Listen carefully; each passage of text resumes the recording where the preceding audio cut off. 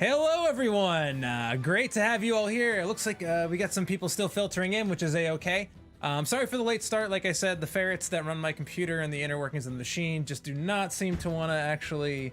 Well, they're functioning now, so that's all that matters. They actually woke up from their sleep, and, Sluggo's, working really hard on the wheel, so... Couple of announcements. Thank you, everyone, for joining us for another episode of Blue Collar D&D. Hello to all our viewers on YouTube, Twitch, Facebook, Trovo, DLive, all those awesome platforms. Happy to have you. A couple of announcements just to get us started off as we usually do. We're actually going to switch over to the player scene so you can actually see everybody.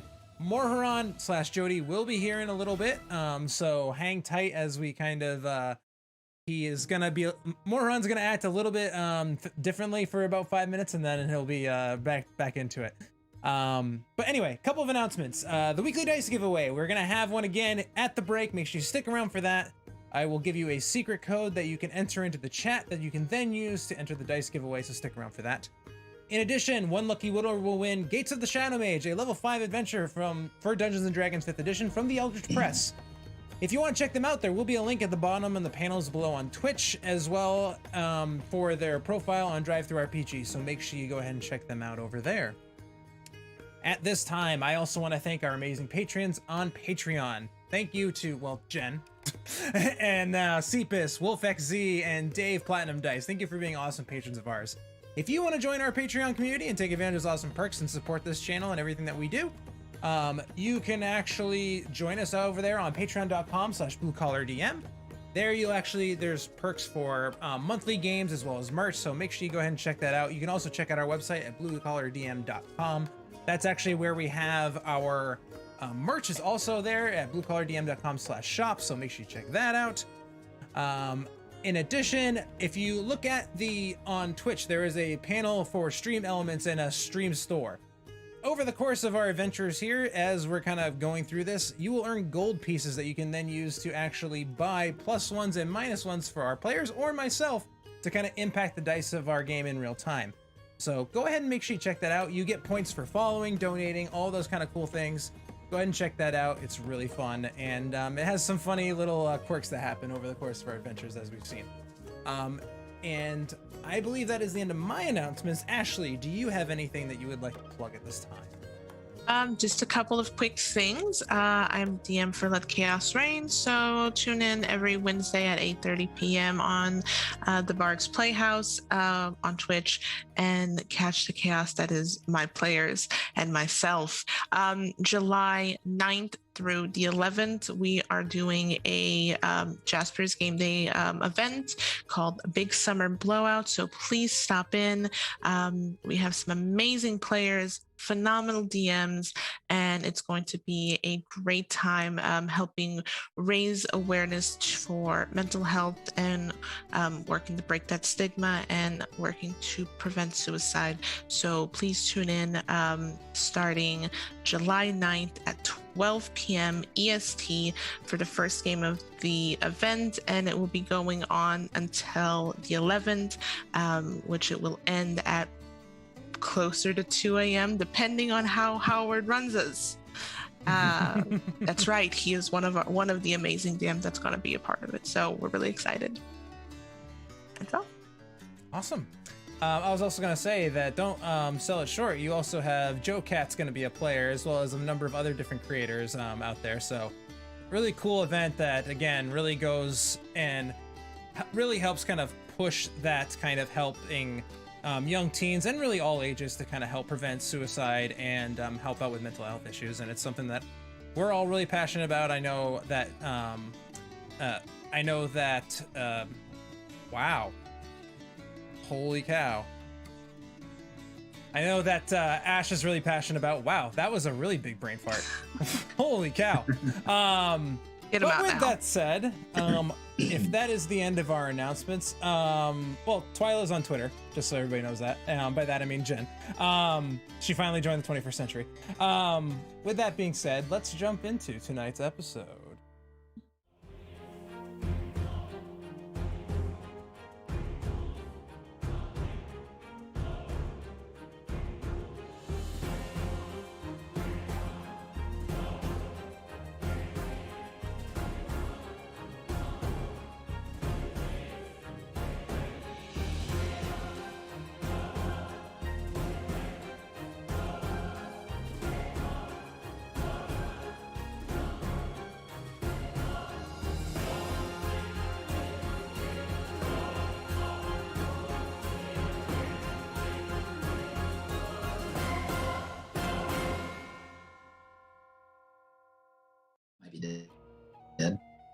And Poor welcome Tom. back.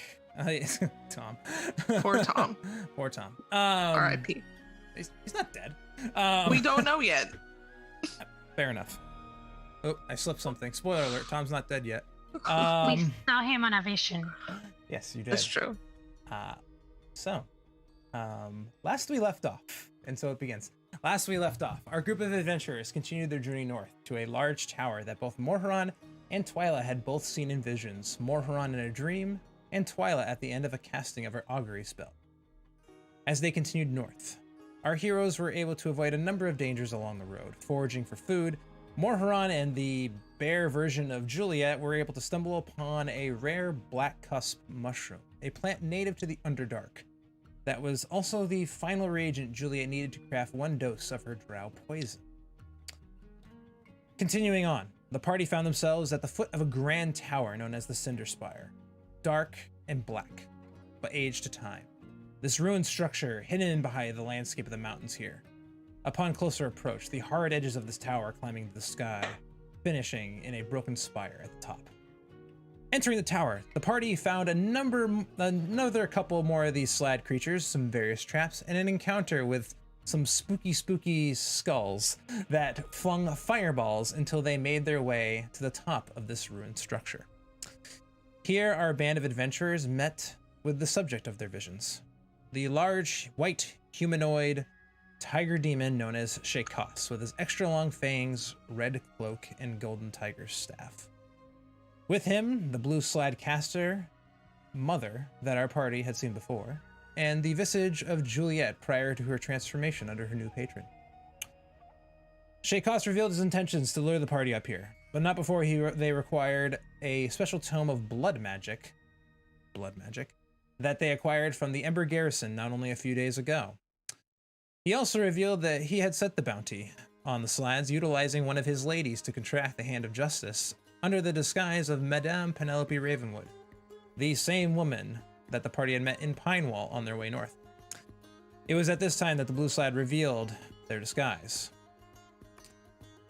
After demanding the book, Shekos froze the party, retrieving the book for himself before leaving his ladies to do his bidding, saying, "Ladies, I am off to the next anchor. Take your trophies and dispose of them." And that is where we left off. I need you all to roll initiative. So, we're not going to mess around. We're going to jump right into this. So give me 1 second to give us all set up here. We did not take any short rests, correct? No. Yep.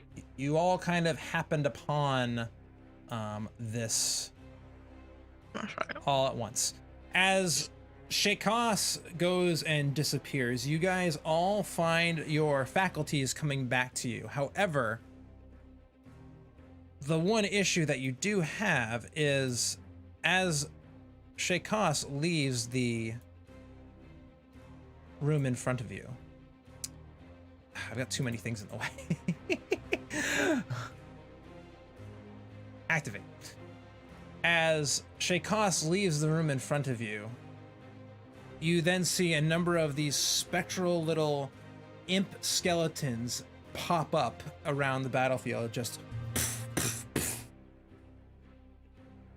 all appearing in front of you. Fangs out, long kind of faces drooping down, very similar to the visage of Bubbe that you had seen before, although much more gangly and grotesque. With that said, I will move us all over there and adjust the map for the stream.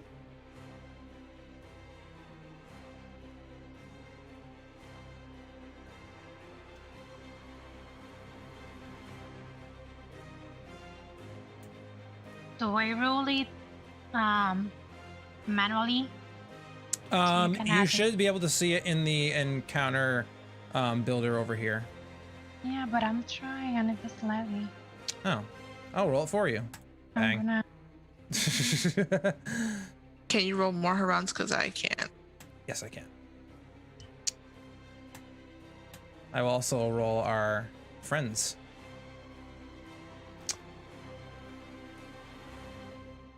And so, we begin our combat. Starting us off at the top of the initiative order, you all begin to feel the break of the tiger demon's hold upon you. The hold person, or the hold monster spell, kind of loosening its grip on all of you. With that said, the visage of Juliet is the first one to strike. She actually comes over in front of you, Juliet, Drowo-y Drowo, and goes in for a strike. Utilizing her Hellfire pact weapon. That is going to be a 23 to hit. Yep, that hits. Okay. That is going to be 10 points of fire damage, or 10 points of damage total to you, which I put in on your character sheet. Okay. And then I'm just checking a couple things as we're going through here.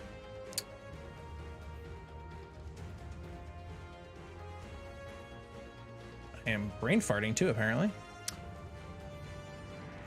It's not showing up on here for me, but you do have multi-attack, if I'm not mistaken, correct? Yep, so another... She has Thirsting Blade. Yep, she does. Of course she does. Of course she does. She's you. A 21 to hit. Yep, that hits. for another 13 points of damage. That is going to end her turn. It is Morharon's turn. What is Morharon doing in this scenario? If I can just grab him and put him where I need to. You may not have permissions for him. Hold on one second. That was something that I removed from you after you didn't need him anymore, but now it looks like you do. Ashley, owner, save. There. Well, Jody, get here. Now you should be able to move him. Okay, let's see. There we go. Okay, there's a little guy right there. Yeah, there is a little guy right there. Yeah. So we're gonna hit him real quick. Okay. I'm gonna try to hit him. Okay. You may not have to work on that very long here. Somebody has just entered the chat. Whew! Okay. I'm pretty sure I hit those, so I'll do the damage. Okay. You're so welcome. Hi. Okay. Take your character back. Got him. Give me 1 second to bring the Morharon back into the chat. There he is. It is your turn. You currently have gone to go and try to hit this imp, I guess. And a 27. Wait a minute. Was it 20? Oh yeah, that definitely hits. And as you kind of come through here, you actually, not only do you kill the imp in front of you, on your backswing, you actually crush the one behind you as you come forward, actually killing both of them. That's your first attack at the start of your turn, Morharon. Like a real out-of-body experience. To clarify for everybody here on the battlefield as well, in the middle of the room here is a semi-translucent continuation of the strange, milky, kind of glossy flesh that was sprouting up from the floor below as it kind of swirls around here. Continue. Do I have a straight path where I could kind of strafe around this way?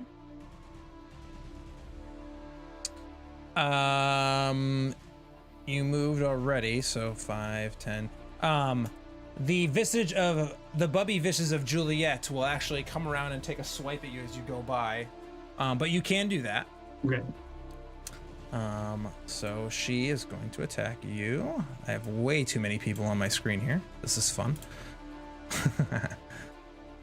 But that's a natural 1, so I don't think that's going to hit you. Does not. All right. All right. So I will do my second attack against Madame Penelope in front of me. Okay. Here.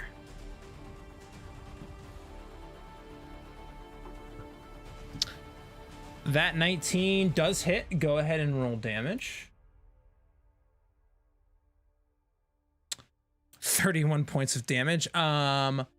Unfortunately, 5 of that damage doesn't do as much as you think it would. In fact, it doesn't do anything. So it's actually only 26 points of damage. All right. I, being very angry at the current moment and seeing her here, I'm going to action surge. Okay. And I'm going to do my attacks at her again. Okay. A 16. I'm going to add to that. So 19. She is actually going to cast shield with her reaction. So she, after getting hit with the first one, not expecting it, she kind of and just throws up a shield spell. So her AC is now 21. Right. Or it's 5 more, so it doesn't hit. It's 21. 20 does not hit. But 21 does. 21 does. Go ahead and roll damage. I will. So the D6 doesn't get extra, so there's that. That's my third one of these. Ugh. So 25 damage. So 3 of the damage doesn't do as much as you think it would, or at all, but you do get in a good hit on her for another big chunk of damage. And let me just double check one thing before I end my turn. Yep, that's it for me. All right, Juliet, you are next. The actual Juliet, the original OG. What are you doing on your turn? First, I'm going to cast Hexblade's Curse. Okay. And then I'm going to go in and try to hit her. Okay. Ooh, I look bad. Okay. Go for it. Yep.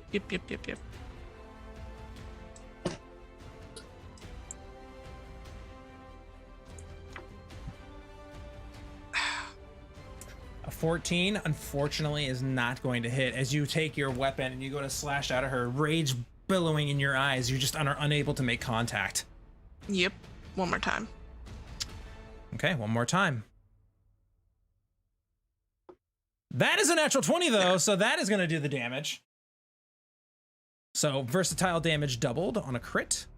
Why did it not do the crit damage? I don't know, but I am going to count it as, let's see, doubling the dice. That's going to be 7, 14 plus 4 is going to be 18 points of damage for a solid hit. And that included my Hexblade Curse, right? Which is what, my proficiency? Correct. Yep.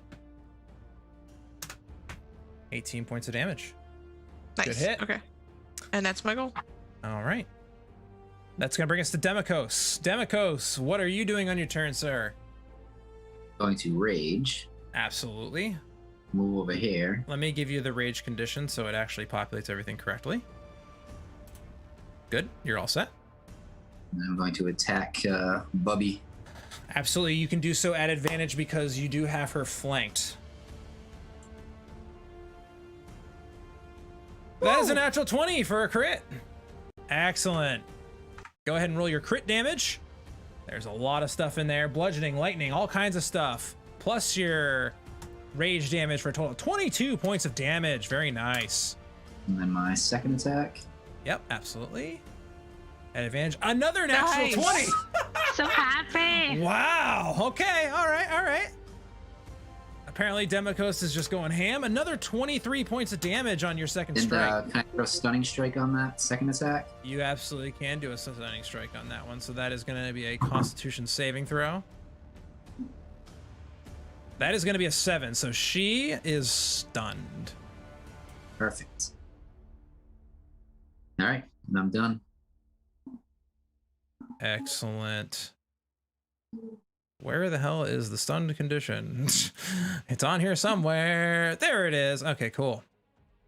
All right. Ending your turn. This brings us to Madame Penelope Ravenwood. Penelope is going to...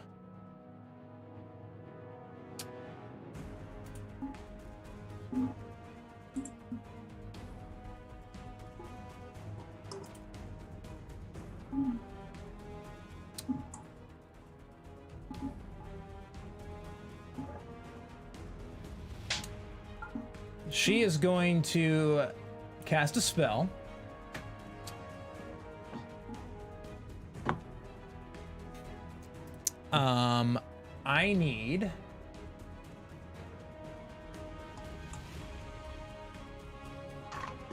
I need Morharon to make a wisdom saving throw. Alrighty.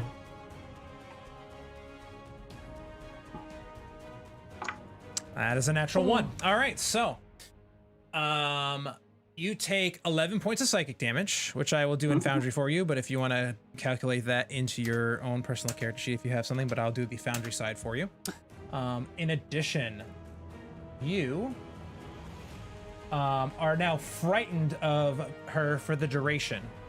The duration of this spell is a certain amount, but as she kind of goes and extends her hand out towards you, you see the face and visage of her kind of twist and morph and change into a very similar long face, but this one with long teeth and similar kind of milky worm-like hair just kind of like flash out at you and like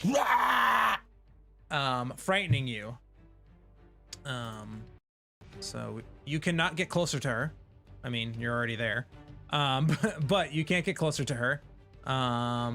And there's a lot of other things that go on with the frightened condition, so I will read them out to you. You have disadvantage on ability checks and attack rolls while the source of your fear is within line of sight. And you cannot willingly move closer to the source of your fear. Alrighty. That brings us to Twyla. It is then going to be Bubbe and then Morharon right after this. Twyla, you're up. So I'm gonna cringe like, oh, Juliet, are you okay? And I'm gonna cast Cure Wounds, and I'm gonna twine it to cast another Cure Wound. So you go and begin to cast your Cure Wounds, except Lady Penelope extends her hand, casting Counterspell. I'm debating. Oh, if I want to counterspell that. No. Okay. Oh, you monster. So You lost 2 first level spells. I'm then gonna look Oh, at yeah, Penelope like, because it's what? twinned. That's right, because it's twinned. Can she counter to? She countered. Well, she countered what you were casting, Well, period. yeah. So So she extends her hand out here and goes, no, no, child. And you feel the Cure Wounds just fizzle and you're just like, ah! she's just gonna stare dumbfounded and she's gonna fly a bit on her broom, like get some altitude if I can. I'm not sure where we are. You got about 10 feet of altitude. It's like a 10-15 foot ceiling, so you can get up a little bit, but it's not much. You're in a room. So I'm gonna go down the steps a little bit. Not even 10 feet. Yeah, it would be. You could get 5 feet off the ground. I'm so sorry, Juliet. You know, we have to do something about that. It's okay. It's okay. You did your best. I'm just going to go down the stairs a bit to cover a little bit. Okay. At the conclusion of your turn, we actually do have something happening here at, on initiative count 20. The skeletal imps with the long teeth that are currently surrounding Morharon do get to attack him. Whether or not they do anything is a different question, but we'll find out. So first attack coming at you with advantage is going to be a 19 to hit. That will just hit. Okay. That's going to be 15 points of damage, which I will enter in there. You are also, part of that was poison damage, so if you have resistance, that'd be good to know, but I don't know if you do. And then the other one is also going to come in and roll at advantage and attack on you. Another 23 to hit for another 20 points of damage. A multitude of that is piercing and poison as well. I've entered all of that into your character sheet here on Foundry. Also on initiative count 20. 2 more of these guys pop up onto the battlefield, but are unable to act at this time. You almost see like the spectral tentacle in the middle of the room just kind of like shimmer a little bit, and 2 more imps pop out. Twyla, I know you back down the stairs a little bit, but you do see this, and you have this almost, I wouldn't say vision, but flashback to this. You remember something similar to this, a tentacle that whips around. It strikes a nerve, but you're not really quite sure where to place it right now in the midst of this battlefield. That brings us to Juliet. Fake Juliet. And it's fake Juliet. She is stunned, so she does nothing. That brings us to Morharon. All right. I need Wisdom saving throws, DC 14. Okay. Anybody within, let me just make sure, I think it's 10 feet, let's verify. Anyone within 30 feet of me. Oh, that's like everybody. That's everybody, including your friends. Let me just make sure it says like Yeah, is it only enemies or is it just each creature of my choice? So okay. How many creatures can you choose? Any creature within 30 feet of my choice. So Perfect. Every bad guy makes a DC 14 Wisdom saving throw. Oh, okay. I think I know what this is. As I release a terrifying roar of anger. I do know what this is. I would like to hear that. Like, I'm trying to imagine that. Like, You said DC 14? 14. Okay. Saves wisdom. I mean, all the skeletal imps are completely scared of you. Okay. So rather than put the condition on all of them, we know that. And other, the stunned Juliet is not, but Madame Penelope is technically frightened of you. Okay. Actually, wait 1 second. Let me just check one thing. Actually, she is not. You go ahead and roar, and she just kind of like, this sickening kind of twisted smile just continues to look back at you. You bitch. She is immune to being frightened. All right. So I'm gonna use my movement. Where am I going here? I can't move. You can move diagonal away from her, technically. So if I stay within her range, not really. Can I strafe around behind her? Because I'm not really getting further away. I mean, yes. Close. You're not getting closer. You're just going around her. Yeah, that's fine. All right. I'm going to go back there. Okay. And that is going to end my turn, I believe. Okay. Did you do your frightened check at the end? No, it's just now the end of my turn, so I make another wisdom saving throw. Mm-hmm. At the end of your turn, yes, you can. Hold on.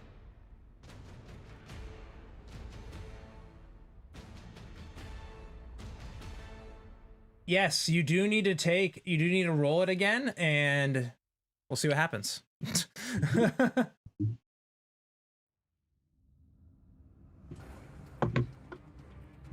And 20. 20. That does end the effect on you, which is a good thing because you might have taken some more damage. Now, just so you know, DM, for my fear that I just cast, the imps are frightened for 1 minute until they take damage. No repeat on their turn. Okay. Okay. Sounds good. That's it for me. Awesome. That is going to bring us to the OG. What are you doing, Juliet?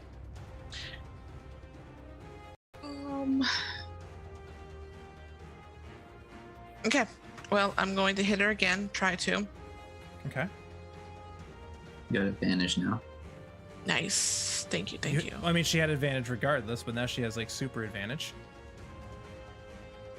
And then I'll do it again. Just make sure if I get 19, which I don't. Nope. So 24 does hit. So go ahead and roll damage. Nice. Max. It is max. Yep, it is max. So you do deal the full 20 damage to her. And then again. Oh, bitch. A 16 hit. A 16 just barely misses. As you go to thrust that sword in one more time, you see this kind of this visage and almost like clone copy of yourself just kind of struggling as she can't actually move, but for whatever reason you're just in your blind rage, you're just swinging wildly and you're just unable to make contact except for the first strike. You do get a nice jab in there, and she kind of, you could see the like kind of visual on her face kind of go wide as she takes the hit. I have a question. If I was to turn into a brown bear right now, does that mean I lose my Hexblade curse, or am I still able to concentrate on it? Or is it just still a It's thing? not concentration. Okay, it's Hexblade not. curse isn't concentration. Okay. Yeah, so you'd be fine. Okay, bonus action, turn into a brown bear. Okay. I don't have a brown bear on me right now. Black bear, brown bear, white bear, Well, doesn't matter. I mean, I've got to find a bear is basically what I'm saying. Go Care for Bear. the bear. Care bear. Definitely Go Care Bears. Bear. What kind of bear is it supposed to be? brown. Brown bear. Kodiak. Brown bear. Brown bear? Yeah. Go for CR1. the jugular. You can do it, Juliet. Just to have the extra HP. Oh, hold on. Wild shape. Nice. Brown bear. And you have control over it. You're kind of weirdly occupying everybody's space right now, but we won't worry about that. Put me right there. Yeah, that works a little bit better. I think you moved the map for everybody, so hold on one second. I wasn't trying to move the map. That's okay. I'm just making sure. Oh no, it looks like we're, oh no, we are a little off, so I will fix that for everybody in Streamland. Let's see, yeah, this is as good as it's gonna get for that. Okay.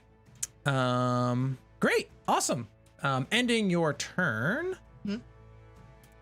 Brings us to Demikos. Twyla, you are coming up pretty soon, just so you know. I still have advantage. I'm still flanking. Yeah, you're super flanking because the bear's like, and she's still stunned until the end of your turn. So, Okay. So I will attack her again. all right, go for it. Is it an 26 automatic hits. crit?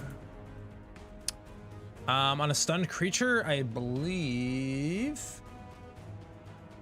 I don't think it's automatic crit. I think it's if they're incapacitated. No, well, a stunned creature is incapacitated, but that doesn't determine it either. It's there's another condition for that. So 14 damage does do it, and as you go and you punch this lightning strike right out at her, you see almost a similar phenomenon happen that you remember from your battle with this monster before, this evil creature. You see almost the face that she wears almost slaw off and fall to the ground as she goes down to one knee and then rises back up with the long, disgusting, worm-filled hair of your old pal. Ew. She is going to take the initiative count that, oops, I moved the brown bear by accident. The brown bear is covering everybody. That's the other problem. Sorry. Because of this, she is technically no longer stunned. I'm doing some quick moving around here. So forgive me. Oh, I lost her initiative count. Shoot. She was Until the 19. end of my next. She was 19. Stunning trick lasts till the end of my next turn. It does, except you knocked out Oh, that ended up working out. She's at the top of the initiative order, where she should be. It does, except this is kind of a very strange circumstance where you stunned the how do you want to put it? The Imposter. Yeah, exactly. So it's a little different. But you can, on your next couple of strikes, go for another stunning strike.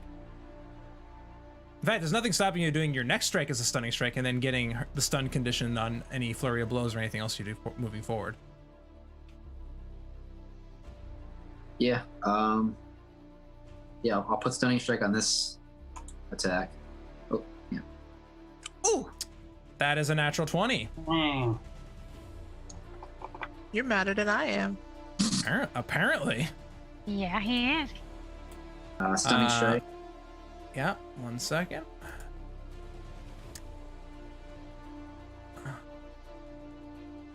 Pop this out, move this over here. I have to like manage 16 character sheets here. This is fun. Okay, so stunning strike. You need a Constitution saving throw. Yep. Okay. That is going to be a natural 1, so she is stunned. Nice. Wow. All right. And then flurry of blows. I'm gonna move bear form off to the side because I can't click on her if you're on top. If you're on top of her. Flurry of blows, all at advantage. 22 hits. Go ahead and roll damage. 14 points of damage. Yes, second attack.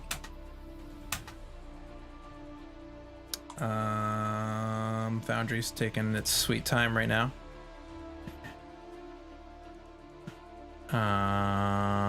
27 does hit, yeah. So I'm catching up on all the damage rolls, so give me 1 second. And for 27 does hit for another 16 points of damage. As you kind of like just go blank in the face, you just kind of like rage out and just rage punch into this thing, ignoring the fact that this particular creature just changed shape. You just continue to strike down, beating this creature down. She took some damage, so that's good. Anything else on your turn? Nope. All right.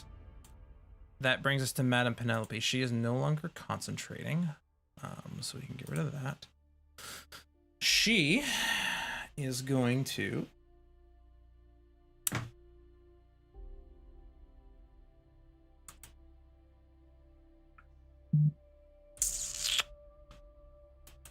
Sir Crits a lot is right. She is going to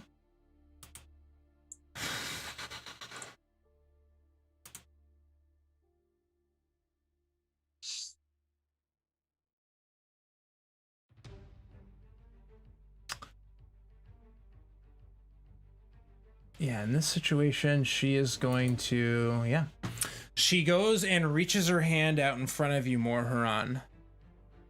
I need you to make a wisdom saving throw, please.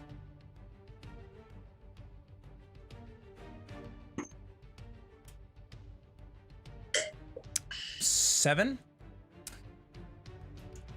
You see her kind of reach out towards you and just kind of go, "Come, dear, it doesn't have to be this way." And you feel the intrusion of this woman kind of pierce into your mind.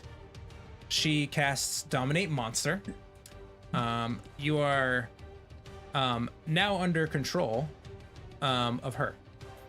To give you the exact working of this, you are charmed, and you have a telepathic link with the target, with the two of you, as long as you remain on this plane of existence.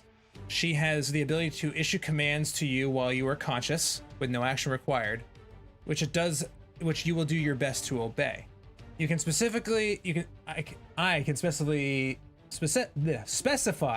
a general course of action such as attack that creature or run over there or fetch that object. If the creature completes the order and doesn't receive further direction from you, it defends and preserves itself to the best of its ability. I can use my action to take control and precise control of you. Until the end of my next turn, you only take the actions that I choose, and you do not do anything that I don't allow you to do. During this time, you can also cause the creature to use a reaction, but this requires you to use your own reaction as well. Every time that you take damage, you are able to make another wisdom saving throw. If the saving throw succeeds, the spell ends. You're a puppet. So, you're my puppet. Oh. She just kind of goes, come now. And you feel that intrusion in on your mind. She looks to you and turns and says, attack that tiefling for me, will you, darling? Yeah. Ending her turn. That brings us to Twyla. So I had my life set until she did that. Let me check something real quick. And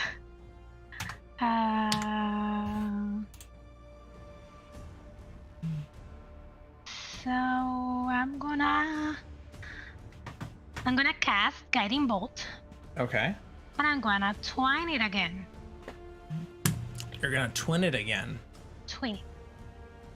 Yes. Well, that's just too bad. She casts Counterspell again. I got your reaction. I don't care.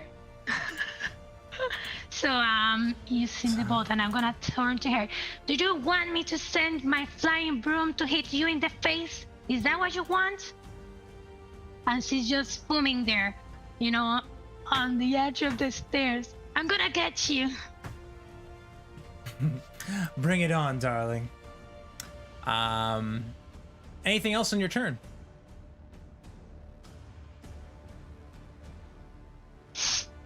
No. Okay. I'm so sorry. On initiative count 20, the imps get to move. Unfortunately, they're all scared of Morharon for whatever reason, so they're all going to converge in on the next closest targets. So these ones are going to, if I'm not mistaken, they can fly. Of course, their character sheet's not popping up for me because I've got way too much going on the battlefield right now. But I assume that they can fly at least the width of this map here. So this one's going to come up here.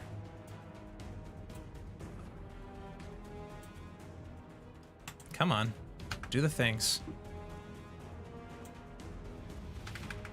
Oops, too far. And they're going to make their attack. So the first imp is going to go ahead and attack the brown bear version of Juliet. So first attack coming in at you. AC 11. How's a 23 feel? Like it really hurts. Okay, that's 15 points of damage with some of it being poisoned. Does the brown bear have any resistance to poison damage by chance? It does not. Okay. The next one's coming in at you, Mr. Demikos.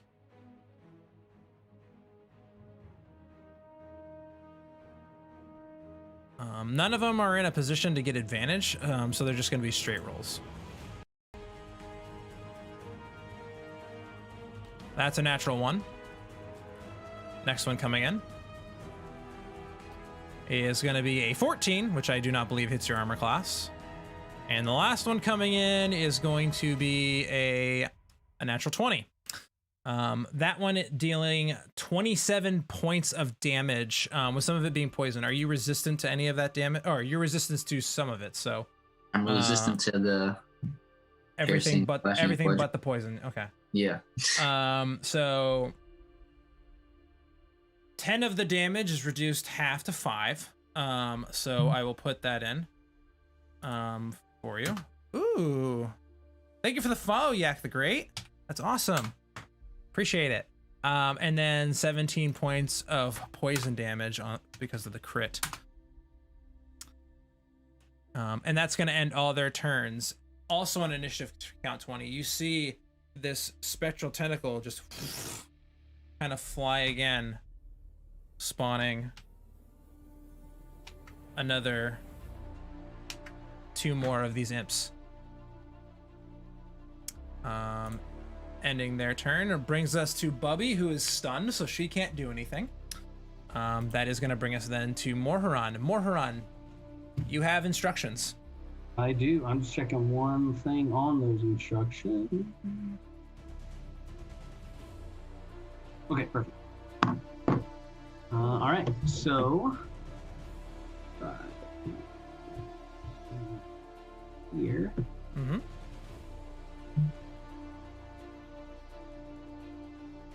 Absolutely. That is a... Come on. 22 hit. 22 to hit you, Demikos. Does that hit you? 27? 22. 22, yeah, 22 hits. Okay. What is your AC again? Is it 21 or 22? 21. 21. Okay. That So a lot of that damage is halved, if I'm not mistaken. So all that's not is... So you take 15 points of the magical mixture of psychic and thunder damage, and then you take half of 11, which is going to be 5 in this case. So I'll put that in as well.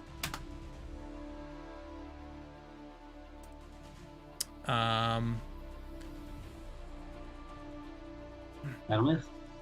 Yep, that'll miss. Perfect. That brings us to the real OG Julia in bear form. What would you like to do? I'm gonna hit. Okay. Confused. Why is Mori attacking Demikos? Let's see. Actually, do you mind staying in the same spot so I can actually still manipulate Bubby's token? Oh yeah, that's fine. Because it's still a 4x4 square that you're occupying, so technically you're on her square now. Yeah, that's fine. That's why I moved you over a little bit, because I was like, eh. So that's gonna be 21 to hit because it's a +5. 21 does hit. I believe you do have the ability to manipulate the brown bear's character sheet, because you should have ownership of it. Oh, there we go. Okay. But yeah, that does hit. Cool.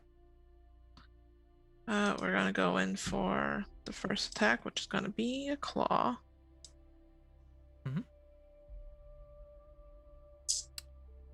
13 points of damage.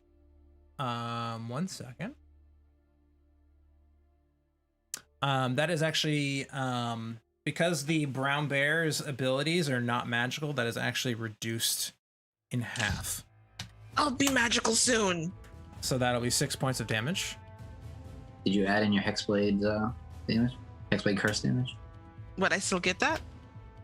Yeah, you asked if it was still up. Why would you not get it? Yeah, do you have to hit with your packed weapon? I don't think so. So then that would be another... What is 4? my... Yeah, 4 that'd points? be another 4.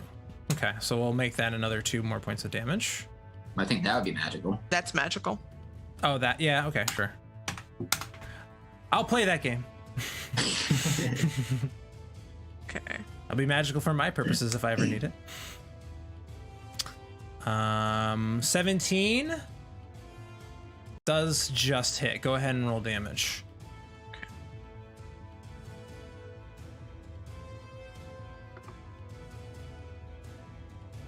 12. But still. So 16 points of damage divided by 2, so that's 8 points of damage. Do you only get the packed damage once, or is that every attack? It's every attack. Yeah. Okay, yep. Just So like that's Hex would be. yep. Okay, so that would be 8 points of damage. And that's so my claw and go. a bite. Claw and a bite. All right, perfect. Claw and a bite. That's gonna bring us back down to Demikos. Demikos, what are you doing on your turn? Oh man. I'm going to punch that imp behind me. Okay. Definitely hits. Go ahead and roll damage. 15 points of damage is enough to actually, as you go into punch, you actually you cleave it into the other one, for lack of a better term, and you actually punch it into the other one, and they both just kind of, and they kind of like both turn into dust. All right, and then I'm going to punch the one below me. Okay. 17 hits. Go ahead and roll damage. 9 is enough to take this one out, as you kind of like turn around and just kind of you almost roundhouse kick this one using your wings as balance, and you are able to just eliminate that one as well. And then I'll use Flurry of Blows. Okay. To attack Bubbe. Excellent. 25 hits. Go ahead and roll damage. Throw a Stunning Strike on that. Okay.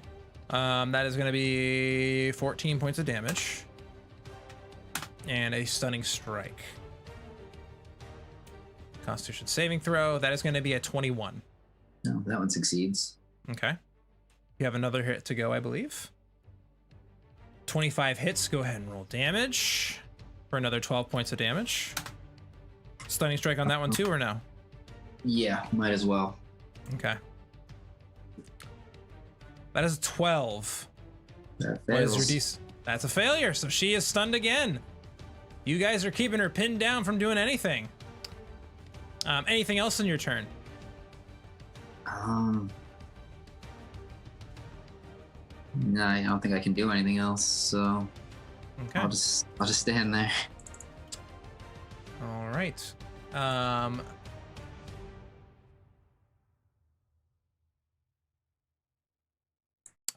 Her Madame Penelope Ravenwood kind of looks to you, Morhan, and goes, "Good, darling, continue." And then she is going to stay right the hell where she is and cast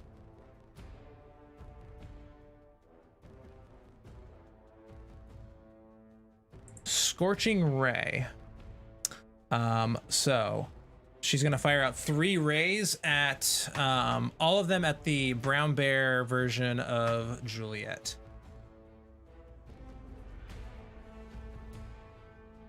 Okay. So first one coming at you probably isn't gonna hit. That one is only a 13 to hit the brown bear, or does that hit? That hits my AC's 11. Okay. You're gonna take 9 points of fire damage. Mm-hmm. It only rolled one of them, so I'm gonna have to do it again because it doesn't really quite know what to do when there's multiple rolls. That is gonna be a 24 to hit. Mm-hmm. For 5 more points of fire damage. Mm-hmm. And a 13 to hit, which we already established hits you already, Mm-hmm. for another 9 points of fire damage. So 4 points goes onto my actual character sheet. Okay. So, come on, let me do the thing. You motherfucker!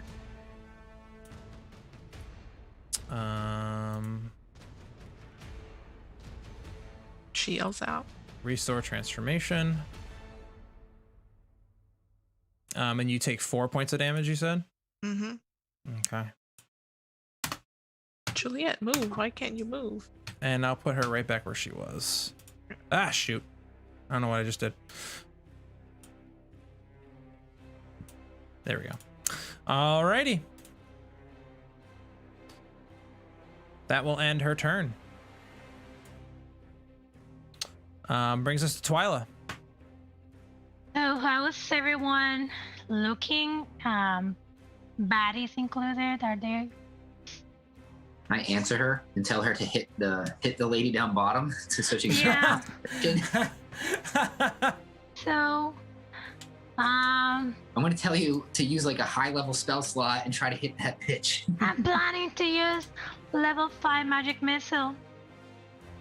Oh, okay. Is that And what I'm you want to gonna- do? Yeah, it's like, can you stop this bitch? And I'm going to show them my spell from under the stairs, like, Okay. but I want one of those missiles to hit Mori. Like, what's wrong with you? So you go to cast your magic missile. She extends her hand out to attempt to counterspell. I make a trick, like, I fake her out. Deception roll. So for this, it's going to be a DC 15 because you cast at level 5. And this is going to be utilizing her spell casting ability modifier, which for her, in this particular case, is her intelligence, which is a +5. So she needs to roll, and actually I'll roll this one out in the open for you guys instead of rolling it on here. So we'll make that a public roll. So it's going to be a d20 plus 5 minus 1. So only plus 4. Yes. Thank you. Thank you. The ones. Yes. That's a 12. So you are able to get it off. Her counterspell fails. Roll those D4. And I scream, this is karma for you. This is karma for you. Okay. So I'm gonna roll 44 plus 4. Okay. That's when you want it to come in right there. So 44 plus 4. Well, it's 44 plus 16 because it's plus 4 for each one. Okay. So now it's plus 12 on top of that. So that is 26 points of force damage heading on down here. She needs to make a con check. She does, but it's supposed to be for each bolt. She has to make multiples of these. So it's going to be a little more complicated than what I thought. They're all going to be DC 10 in order to make that happen. I'm gonna be screaming at her. Take that! That's karma for you because you tricked us. Yeah, no. Wait, hold on one second. Constitution save is I'm not sure. I don't know if she's failing or yakking. I'm just I just rolled them angry. all. You're angry. What is your spell save DC? My spell save DC I think is 15 or more. I'm gonna tell you now. Is it above 12? Yes. And then you are able to 17. deal 26 damage to her, and she does lose concentration on her spell. So Maury's no longer under control. No, I noticed this before exploding the missile in his So face. Maury is no longer under her control. I still have one magic missile around. You do have one more notice- magic missile. You notice as she kind of like, you hit her with all 4 missiles. She's just like, she's staggered. There's no way in hell that she'd be able to keep concentration on that. You're very confident. After being pelted with 4 missiles all at once. So I'm gonna hit the one that is close to me. The thing. The imp. Okay. Yeah, you don't even have to roll damage on this one. You just fire out one more magic missile. Dust.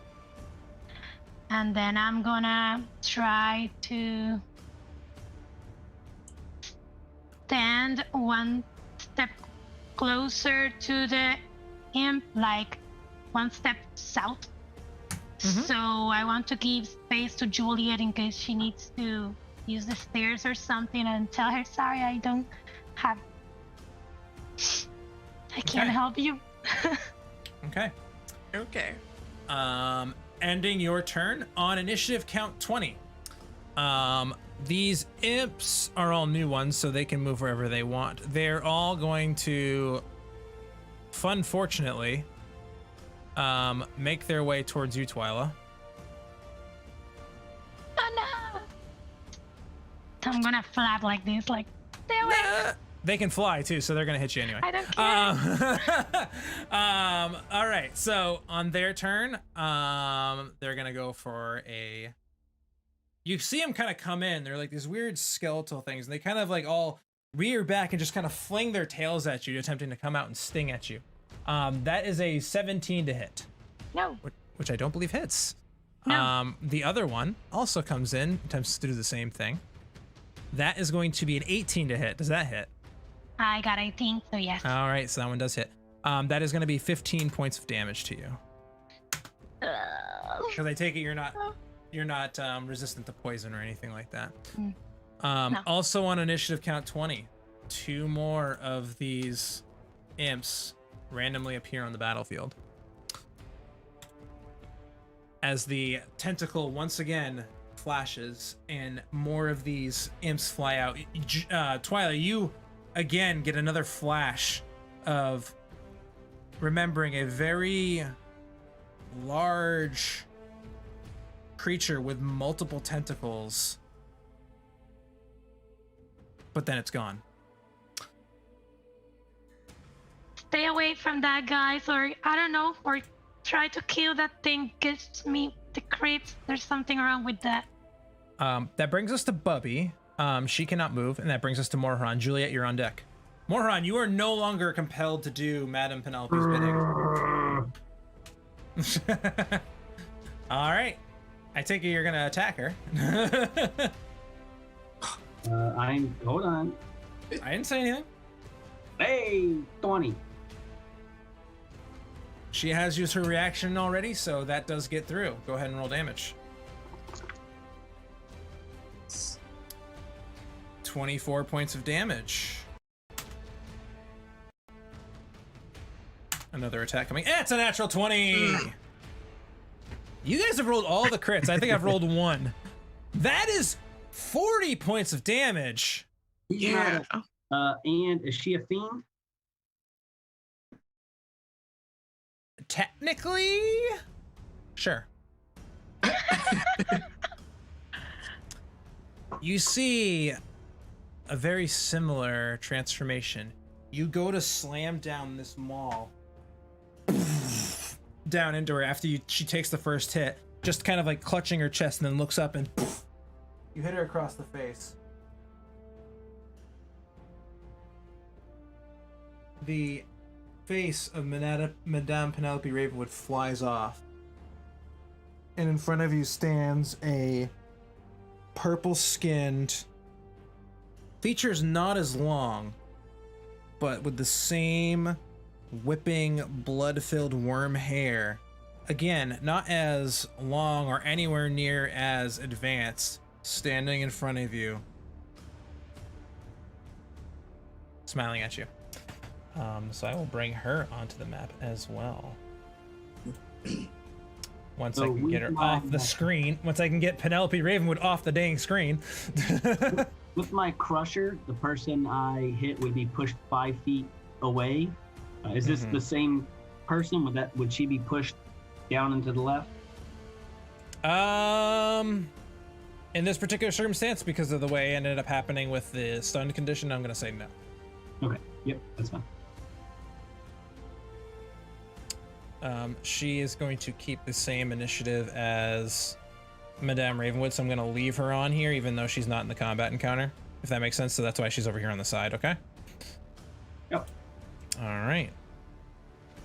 They're not just floating out here in the spectral space. That's where she is. So in front of you, you see a very similar looking creature as I described before. Anything else on your turn? That was 2 attacks. That is it for me. That's all my attacks. Nothing for the bonus action, so that's it. All right, brings us to Juliet. Good job, Maury. So nice to have you back. Sorry, Demikos. All right. Bonus action healing word to myself. Okay. 1 second. Ugh. Hold on. I have to check. They have similar but not same spell lists, or yeah, you're fine. So you cast healing word. Yeah, woohoo! Jesus, it's horrible. That's horrible. Okay, and attacking her. All right, advantage. Yes. I don't know why it does that. It's Why, not giving me the option. It won't give me the option to do. Works now.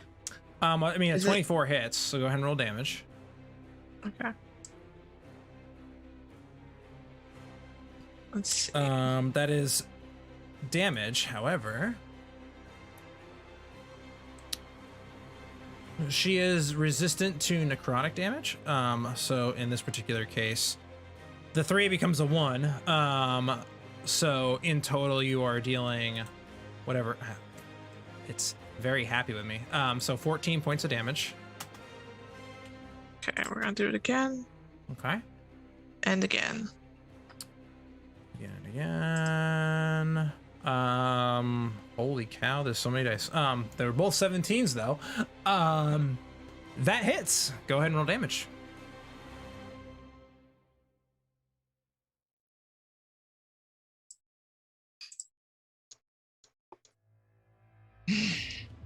11 points of damage. I have to check the necrotic, whatever it was. The necrotic was a 4, so that becomes a 2. So -2 again, so that's 9 points of damage. Did you add your Hexblade's curse damage in? No, I have not. So that was 8 points. That was 8 points of damage we missed. Yeah. So I put that in. Thank you. You're welcome.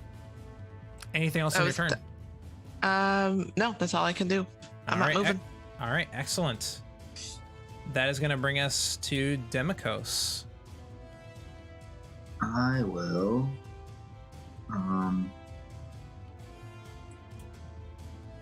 Yeah, I'll just punch her. Okay. Advantage. 15 unfortunately does not hit. Okay, and then my second attack. Those hit. So a 26 to hit definitely hits. Go ahead and roll damage. That is going to be 10 points of damage. And I'll throw Stunning Strike on that. Okay. That is a Constitution saving throw. That is going to be a 28. Yeah, that succeeds. Okay. And then I'll Flurry of Blows. Okay. That is a natural 20, so we have some crit damage coming in here. 16 points of damage. You've rolled like 16 critical hits today, my friend. A 19 hit does hit. For 15 more points of damage. Stunning Strike on all. Yeah, I'll put Stunning Strike on that. On, either. I only have 1 key point left, so either one. Okay. 20. Can't win them all. Nope, can't win them all. And she is no longer stunned. However, you effectively took her out for about 90%, well, 100% of the battle up until now. She's literally only gotten 1 hit on Juliet twice. Or once, I think. So, there is that. Ending your turn brings us to Sheba, who I know is supposedly over here, but that's not her. Actually, no, we'll leave it. Actually, I think I can do it. Screw it. It's gonna bother me if I leave it that way, so I'm gonna fix it. And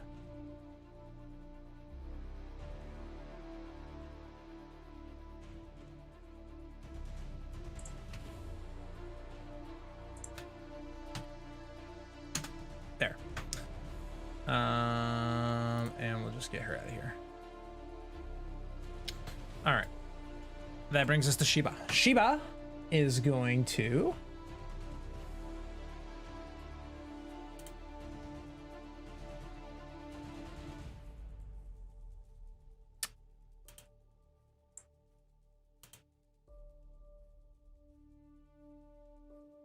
seeing Morharon in front of her, being the only real option that she has. She is going to go ahead and attempt to claw out at you twice and also utilize her blood drinking hair ability. All right. So first claw attack coming at you is going to be a 26 to hit. Yep. All right, and that is for 15 points of slashing damage. I'm going to Vengeful Assault that one. Okay, go for it.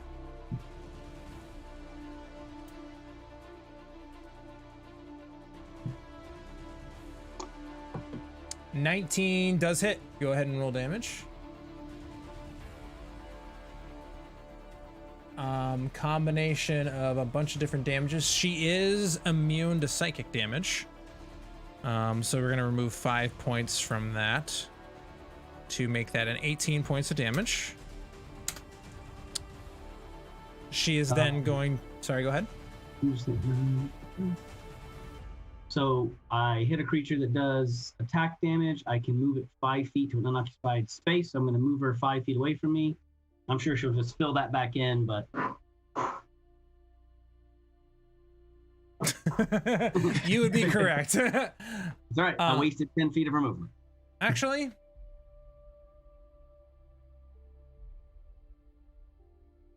a -1 to Juliet. This could not come at a worse time for our hero. But hey, that's how it bounces. Really, Venny? That's how it bounces sometimes. Okay.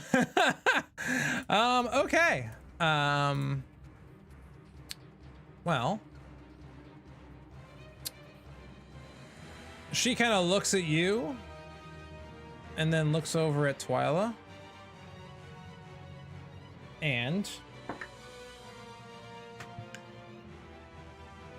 just kind of smiles and maneuvers her way over to your flying friend. Mm-hmm. If the mini will move.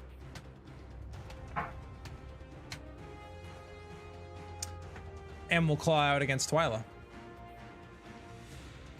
You're short. You can't get me. That's a 22 to hit. She grabbed my leg. For 19 slashing damage. And then she is going to... Oh, a +1 to Twyla. Look at that. And it balances itself out. And everything balances out. Kind of. She is then going to use her blood drinking hair ability. I want to use my reaction to run away. You might actually end up lucking out because she only rolled a 12 to hit, which I do not believe hits you. So that does not hit, but she gets one really good lick on you and she just kind of like continues to smile at you. Ending her turn, it is now your turn. Twyla, what would you like to do? It is Bubbe and then Morhuron right after in that order. So that tentacle that we are sort of seeing, can we really see it and target it? Because I'm confused.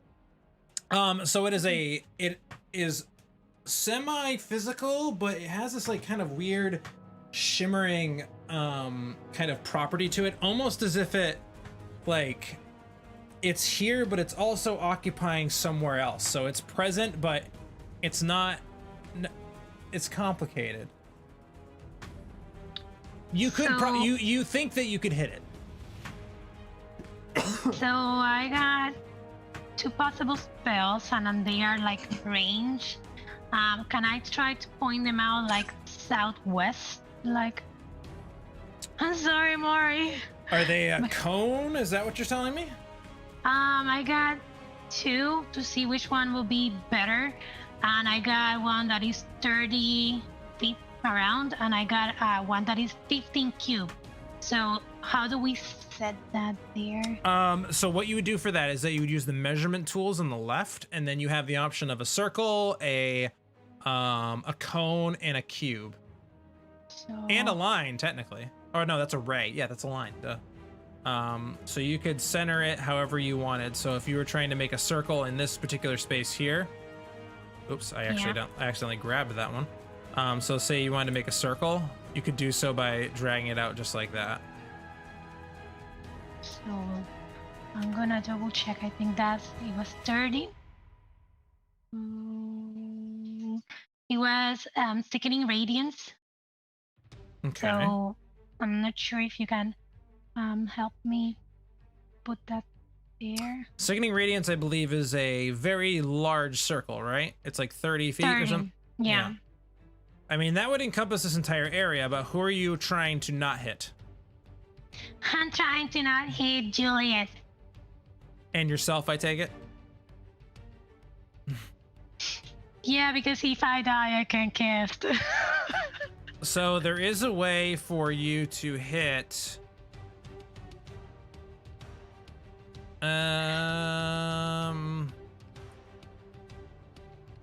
Let me see if I move it over one more square. Is it right? I'm trying to find a way to make it work so you don't hurt yourself. There is a way you can do that to accomplish hitting Sheba, 3 of the imps, but you'll also hit Morhuron. Is Moharan looking really beat up?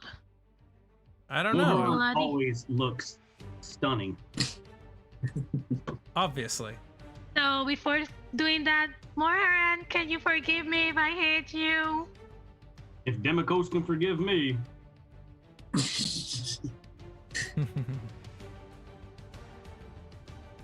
Go ahead, little lady. We're hitting everybody right now. I'm not gonna hit him. I'm gonna just hit Shiba and the other guys. I'm not gonna hit Mari.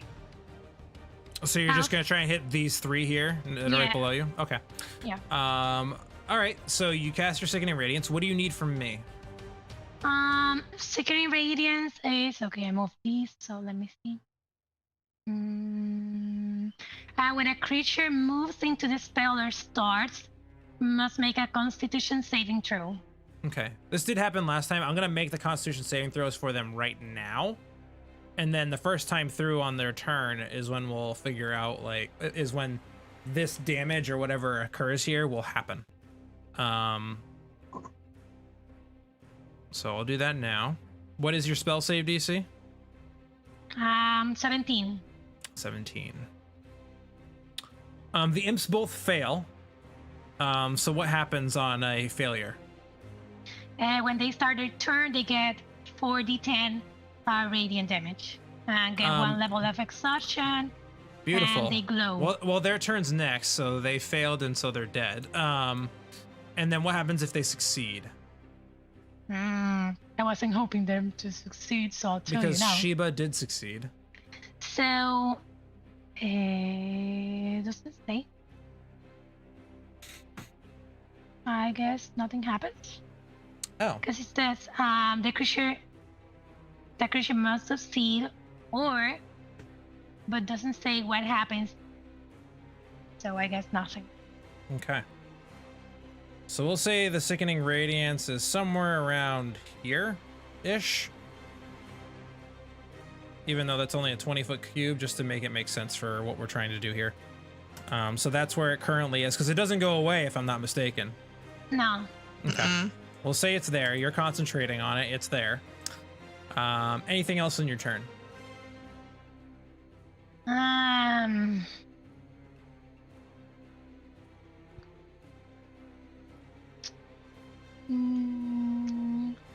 I'm gonna surround her. I'm gonna move like oh no, I'm gonna stay there. I'm gonna stay there. That was a bad idea. I don't know what your idea was, but okay. That's bad. All right. On initiative count 20, the imps that are surrounding you, Demikos, get their opportunity to move. They are going to attack at advantage.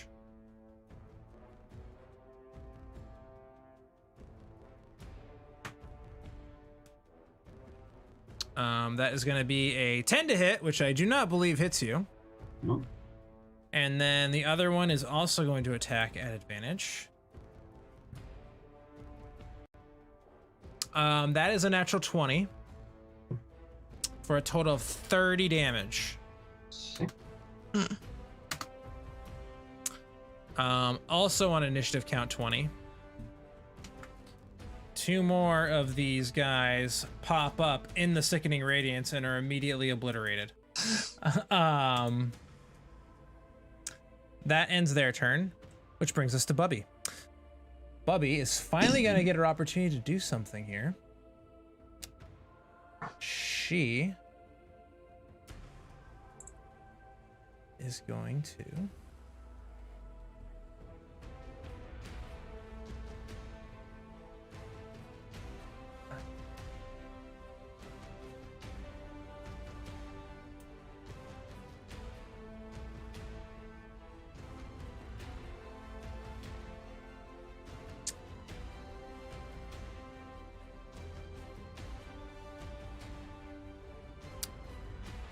She is going to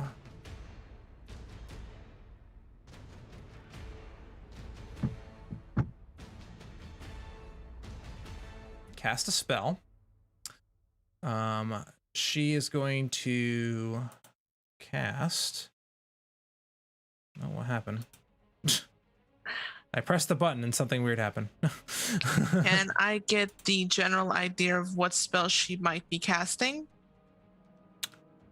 I don't believe this is on your spell list, so you are going to have to give me an Arcana check in order to ascertain the exact nature of the spell that she is casting. Absolutely. 9? You're not sure. Okay. She kind of begins to kind of swirl her hands around and places around all of you. Unfortunately, the templates are not working the way I would like them to right now. I'm gonna try and see if I can get it to them. I'm scared, and I want to cast Counterspell. Okay. You can. I'm gonna cast Counterspell Okay. at 4th level. Okay. I'm scared too. I'm so scared. I'm so startled.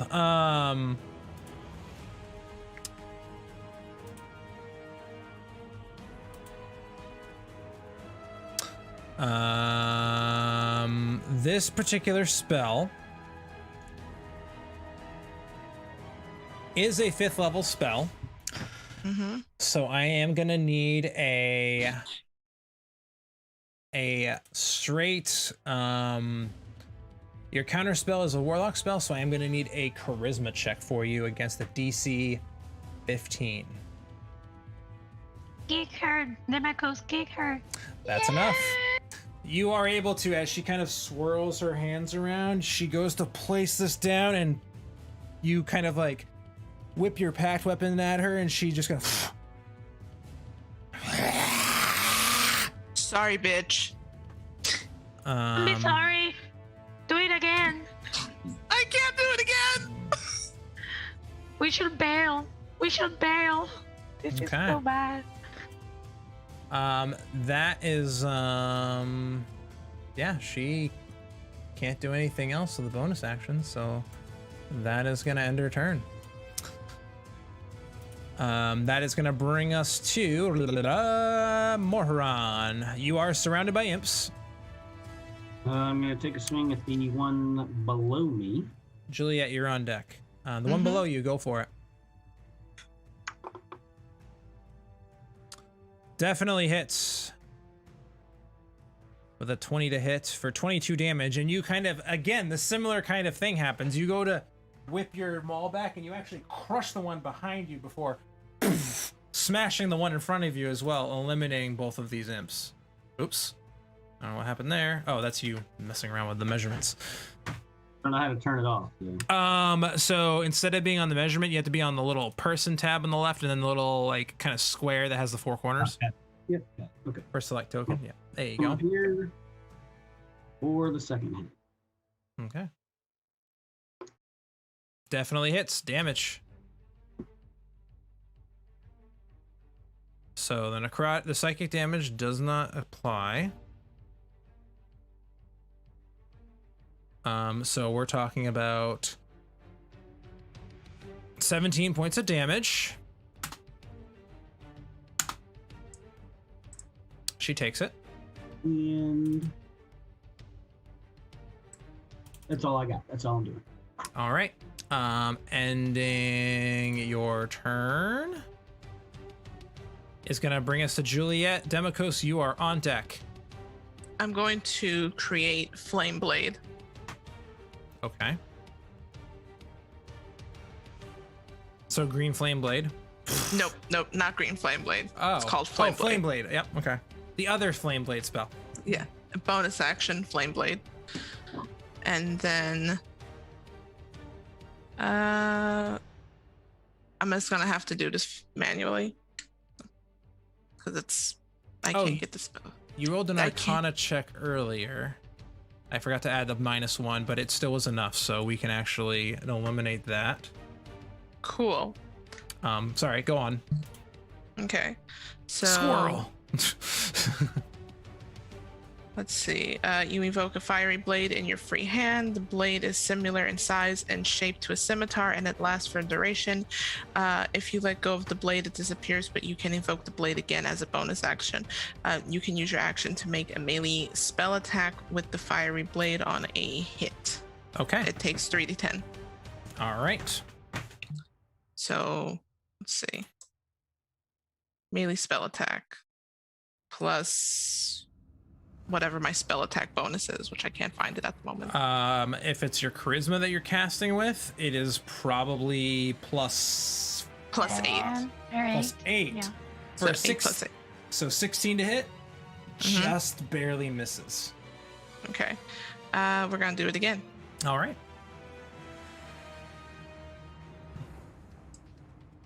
Let's add +8. There we go. That does hit. Go ahead and roll damage. Okay. I'm also gonna get my Hexblade Curse or no? It doesn't go I think it's away. any attack. Okay, any attack. I just want to make sure. So that's going to be 15 plus the 4. Or, sorry, your d6 is plus the 4 is 15. 15 points of damage.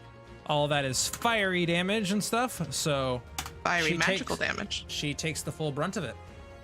Cool. That's my go. All right. I'm having some issues with the token, so give me 1 second. Die, you all had die. Just die. That's not how it works. Brings us to Demikos.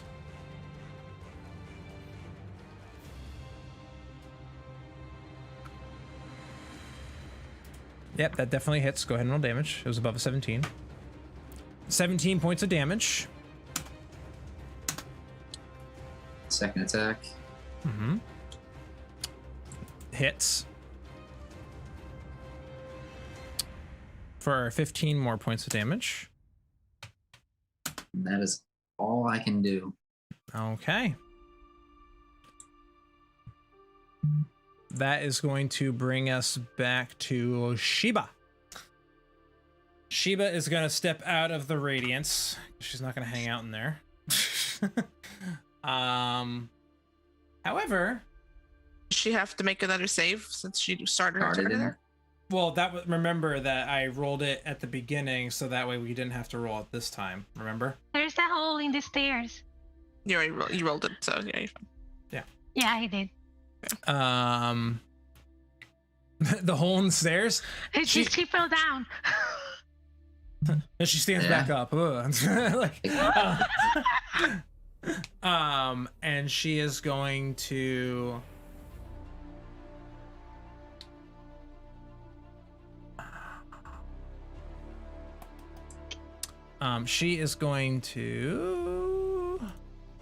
cast. I'm trying to kick her with my legs, like.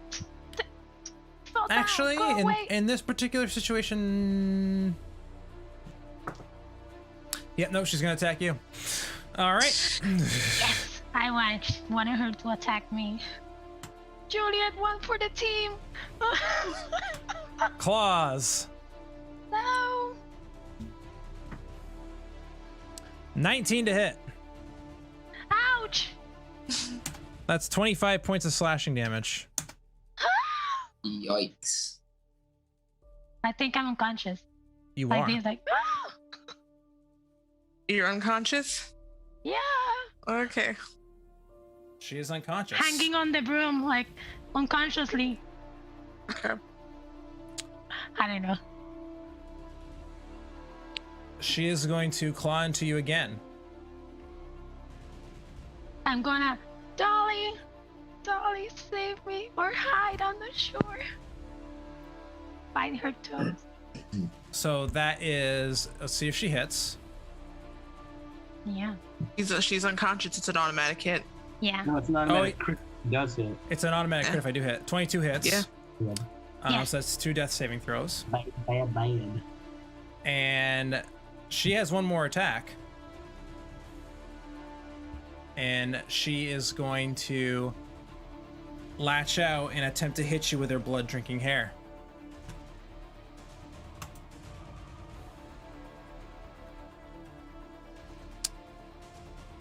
That is a 26 to hit. And you see this other version, almost the like sick, twisted little sister of Bubbe, hair lash out and attach to the side of Twyla as her body goes limp.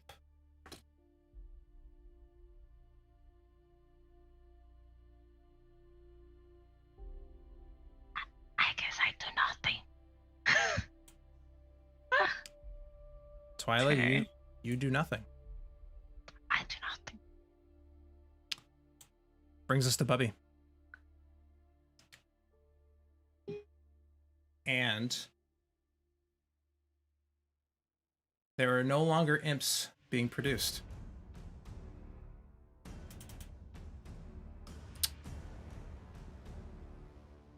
Bubbe is going to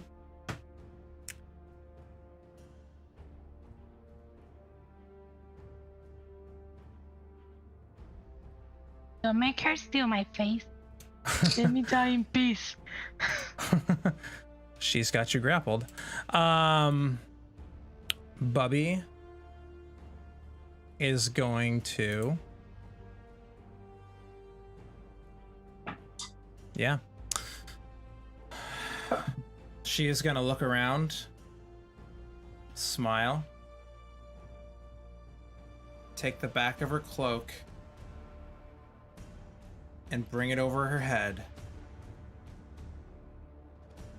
And all that remains of Bubbe in front of you is the cloak from where she was sitting on the ground. Bubby's gone.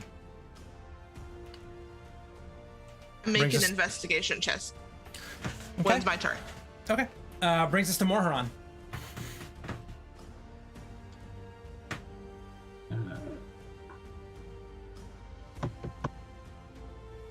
After Morharon's turn, can I ask for a break? Mm-hmm.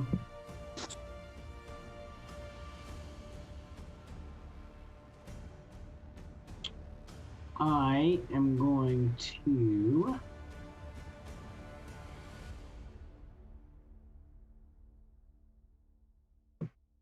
that's tough. I will... So is the thing drops, right? Yes, the Sickening Radiance does drop. I guess I'm in this now. Everybody's going bonkers. I guess I'm running over here.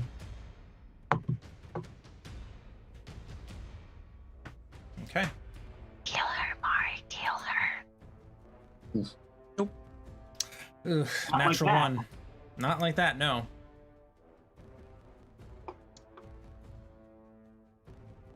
That hits. Damage.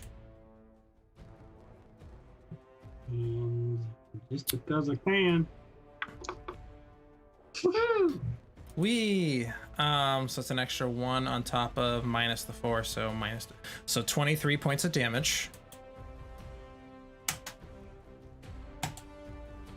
And I'm gonna attempt to shove her 5 feet and see if she'll fall down the steps. Okay. You do. Well, doesn't help when it lands on all the dice.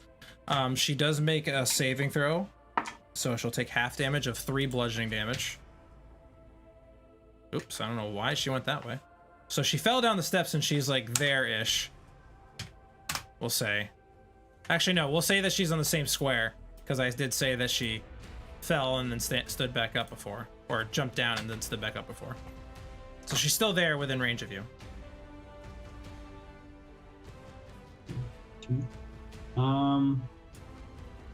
That's all I got. Okay. At this point, we are going to take a break. So, the secret code word tonight is going to be Shiba. Shiba is spelled S-H-I-B-A. Put Shiba into the chat, and we will return to this battle in action. And we're back to this battle in progress. The winner of the dice giveaway is going to be Padfoot Paw. Padfoot Paw, you are the winner of the dice giveaway. I will reach out to you to get an address from you in order to send you those free dice. And then the winner of the Eldritch Press giveaway, the level 5 adventure, is Possibly Prone. Possibly Prone. I will also be reaching out to you after the game in order to get your email address and contact information so I can send that along to you. Congratulations to all the winners. All right. So where we just left off, you all saw the visage of Bubbe take her cloak, put it over her head, and vanish from sight, leaving only her cloak behind. Morharon, in a rage, ran over to attack Sheba, the one that had just befallen your fallen comrade Twyla, attacking her. She's still standing, with her tentacled, blood-soaked hair around the head of Twyla. Juliet, you are up. What would you like to do? Demikos, you're on deck. I already know Twyla's dead. You see her limp body kind of like just being like preyed upon by these blood-soaked worms that are spiraling out of the head of Sheba. How do I take off? Never mind. I just did. I'm smart. Okay. Science. Oh, something's happening. Hold on. Things aren't moving on the other one. There we go. Ignore the -3, please. I put -3 for some stupid reason, but that was a 17 plus 8 to attack. 17 plus 8. So that would be, yeah, that'll hit. Okay. I'll have to do math on that one. Sorry, I had an issue with the thing. Nah, all good. 1 attack. 14 points of damage. It's all fire. All fire. Mm-hmm. Magical fire. Yes. And then let's do that. Double 14s. Okay. Double 14s So, plus something. 8. Yeah. Okay. So that's going to be, yeah, that'll hit.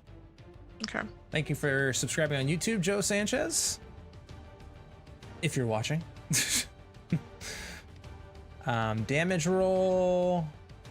9 points of damage. That's it. I'm not gonna healing word because as I look at her, I see she's not breathing. Yep. You see the lifeless body of Twyla in the hair of Sheba. Brings us to Demikos. I will move down here and I'll Radiant Sunbolt. Radiant Sunbolt. That is going to be a 14. That unfortunately does not hit. All right, and I'll do it again. It's a +1 for me. Hey, A 27 definitely hits. For 8 points of radiant damage. I don't want to step on Twyla's dead body. You don't have to. You can stand next to it and be on her space if you want to. I'll just Anything- Fly. You can Yeah, fly. I'll fly above her. You can fly, you can fly, you can fly. Yep, so that ends your turn. Yep. All right, that's gonna bring us to Sheba. Sheba, kind of seeing the scene around her, is not going to go for a face peel right at this moment because that would be foolish. She instead is going to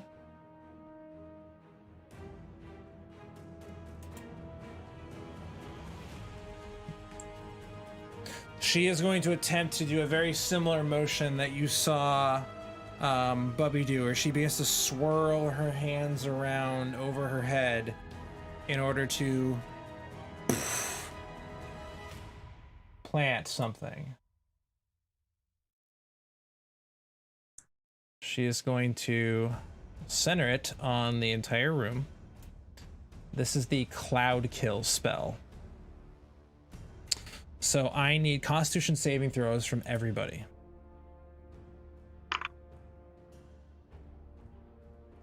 This is poison damage, so if you have advantage on poison saving throws, you can do all that stuff. I do have resistance against poison. Excellent. I believe I have advantage, but I don't think I need it. I rolled a 26. Yeah, you're fine. I'm just trying to figure out. Yeah, 26 is fine. So you only took 5 damage. I also have resistance, so that goes down to. Yeah, that's probably why. Juliet, you rolled. What did you roll? Did I roll 10? A 10, so that failed. The total damage on the thing was 21. Oh. But are you resistant to Poison? No, are you resistant to poison? Yep, because of my feet. Okay, so it did not calculate that, so I will have to fix that on here very fast.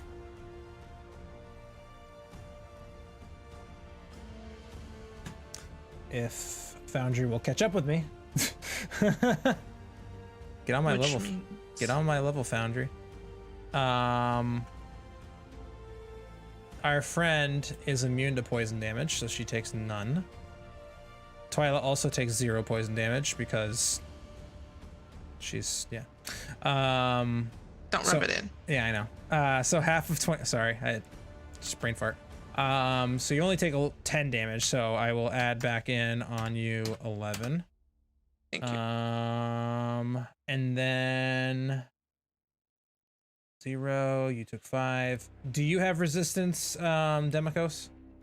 No. Okay. All right. Next level, be immune. Okay. If I live. I'm just trying to untarget you here really quick. Sorry. For the sakes of this, I'm just gonna put Twyla off the map for now, just to kind of get her out of the way, if it'll let me. Apparently, it's not gonna let me. Yeah, it won't let me get her off the map, so she's just gonna be on top of the tentacle for now.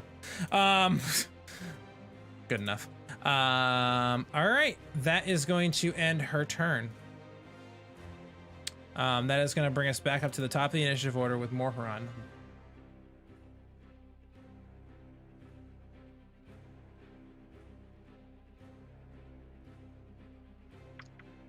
First attack. First attack.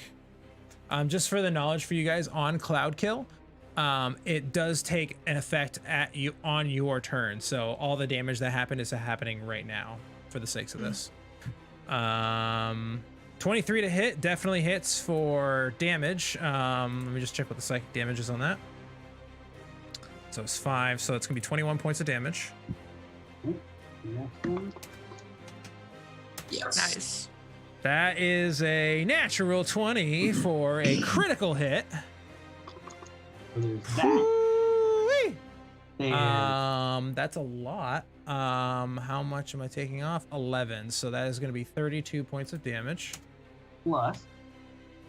Plus 9 more. Plus. What are you doing? 48, 50. Okay, so that was 9 plus another 7 plus another 2. So that's 9 more on top of what I've already put on her. That is. I mean, she's looking pretty hurt.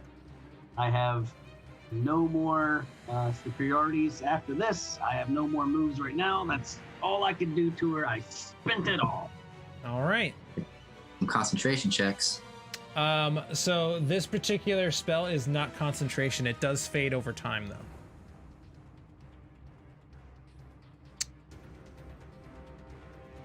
Well, that's it for me. Cloud Kill's a weird spell. Brings us to Juliet.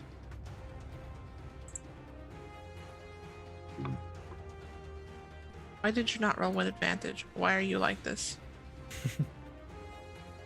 Technically, I did use my +1 on my spell save against my own spell, so I will take that off. +8. I forgot that, the +8. So 9 + 8. So 17. 17 does hit. Go ahead and roll damage.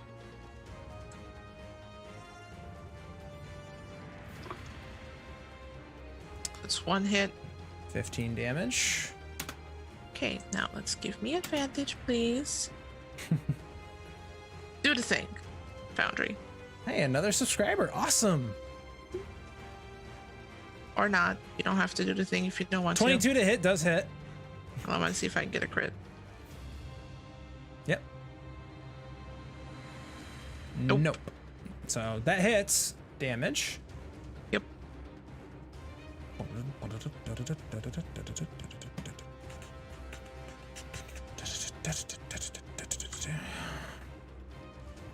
14 points of damage.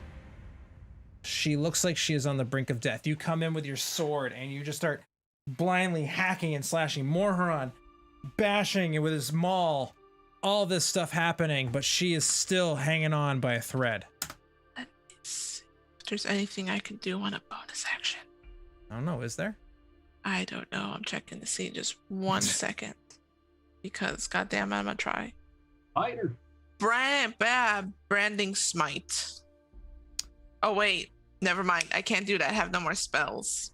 Oh. God damn it. I was close. Okay, never mind. Almost. Can't do that. Demikos.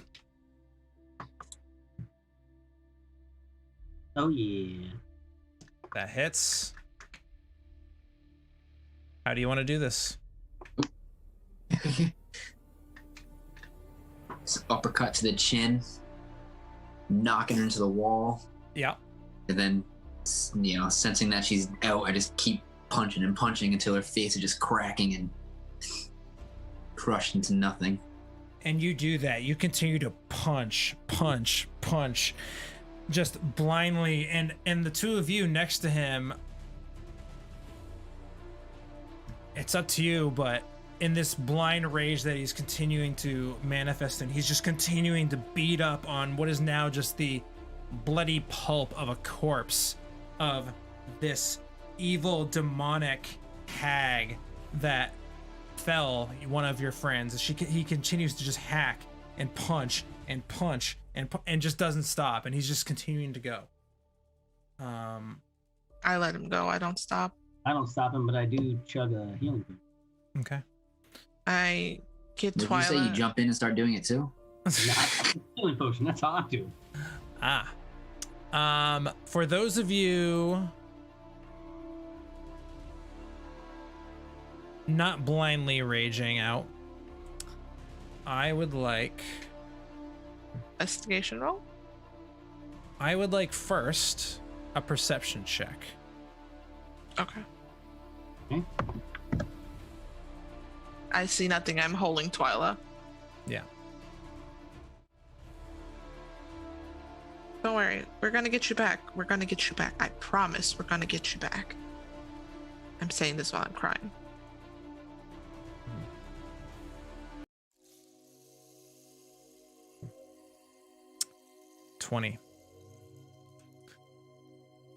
With a 20, as Demikos continues to beat up and punch away at this now dead creature, you notice that, first of all, the spectral tentacle that was producing these kind of skeletal imps has ceased to...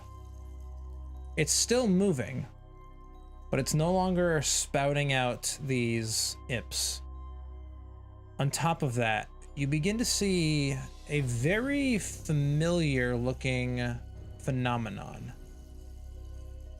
Underneath the body of Sheba, you begin to see this white spectral claw begin to reach up out of the ground to grab onto the body of Sheba. What do?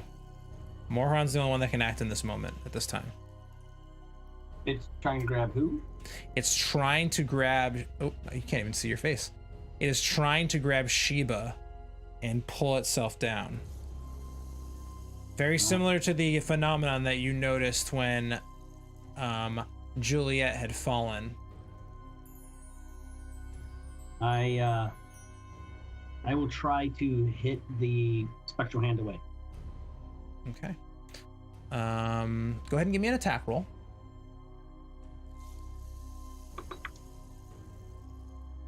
That is going to hit, so go ahead and roll damage. Okay. So with 16 points of damage, you go and smack into this kind of spectral hand. And because of the fact that you are doing magical damage, you are able to kind of impact it.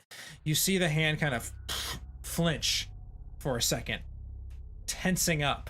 The kind of knuckles and claws of it begin to kind of sprout out as it continues to kind of make another grasp onto this fiend. Do I see this now? You all can see this now. The fact that Morharon was able to hit this thing delayed it from being able to grab. What would you like to do? Can I try to pull her body away from it? That's what I was gonna say. I'm on top of her body, so can I just try to... Yeah, so you guys can, in this situation, you can either roll your individual strength checks or one of you can roll with advantage because you're both going to try to help each other to kind of pull against this thing. Demikos, I give you advantage. Okay. All right.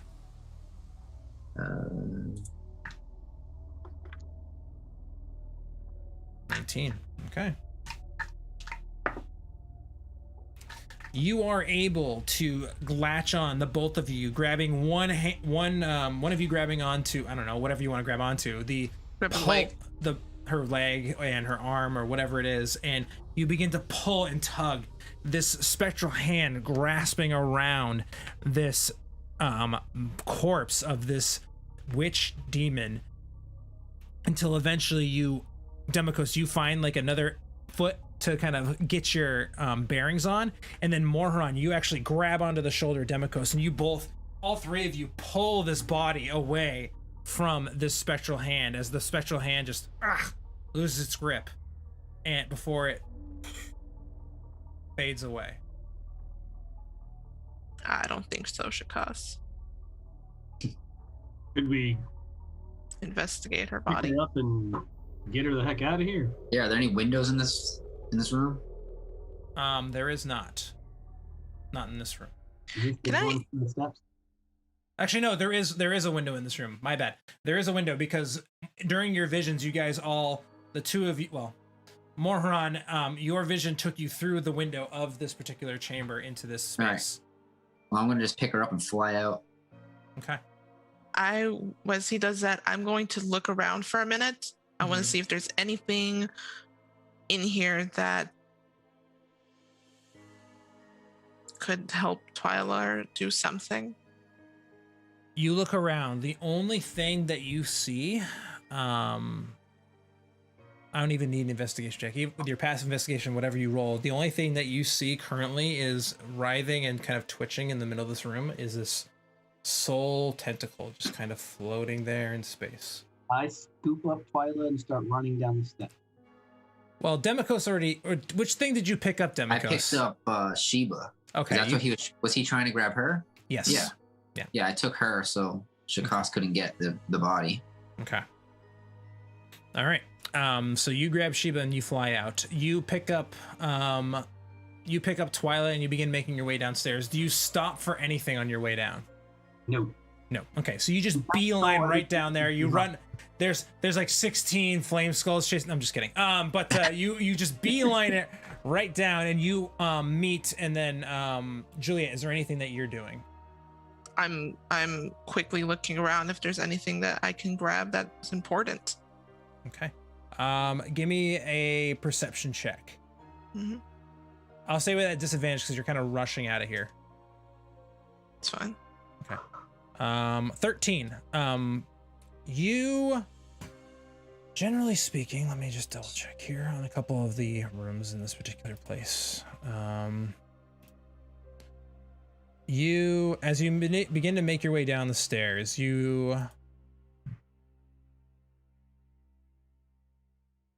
only thing of interest really in this area that could be considered anything valuable, but based on your previous experiences moving through this particular area, you left alone. There is the same dagger that sits on the altar of what looks to be some sort of sacrificial altar. In addition to the, give me 1 second to pull up I need to pull up the map of it for myself just as a reference.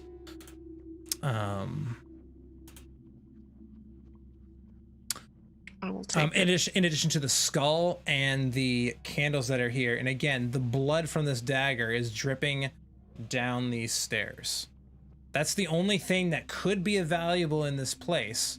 However, you guys all left this alone due to the fact that in this room there are also 2 cages that are that stagger this altar, as well as 2 suits of armor that both stagger this particular altar as well. I'm gonna take the candles and the dagger. I'm gonna run downstairs. Okay.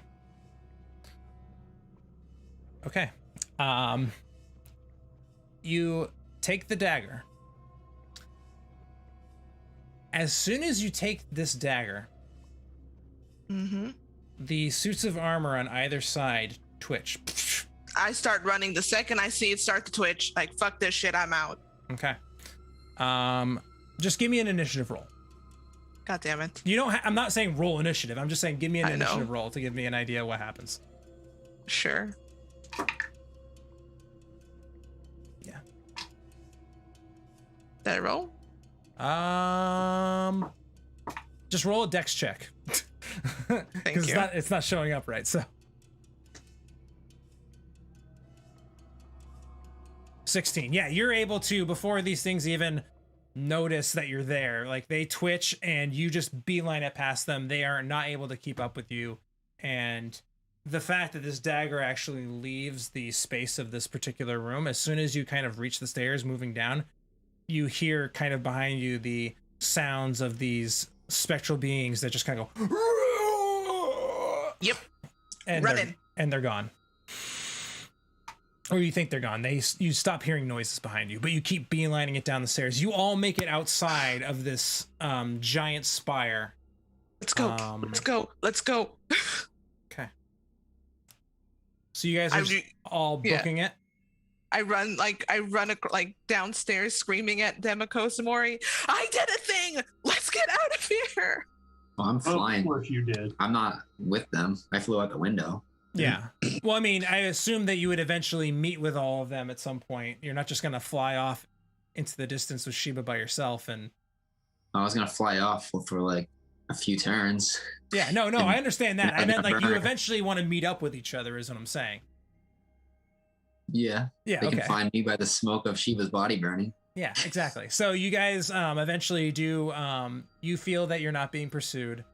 And you are able to kind of meet, and you feel relatively safe at this moment, other than the fact that you are still in the wilderness. What would you like to do? We need to get to Nogrim. We need to get back. We need to take her to the cleric. We need to... It'll take us long enough to get there. We need to go get her. Is there anything on Sheba? Sorry to interrupt your RP, but... Is there anything on Sheba? For the most part, no. You gather that the items and the wand that she had on her when she was taking on the form of Madame Penelope dissipated and vanished after her the visage that you guys eliminated off her was gone. You do actually. You do find 2 other peeled off faces in her cloak. One of which is the visage of a small or it seems to be a smaller face of a male something. You're not 100% sure. And then the other one is a female, but this one is a female elf of some sort, but you don't really recognize this person. Or you could you would have the opportunity to make checks on this later. You all would be able to make checks on this rather than doing this individually, but you did find 2 faces on her. Okay.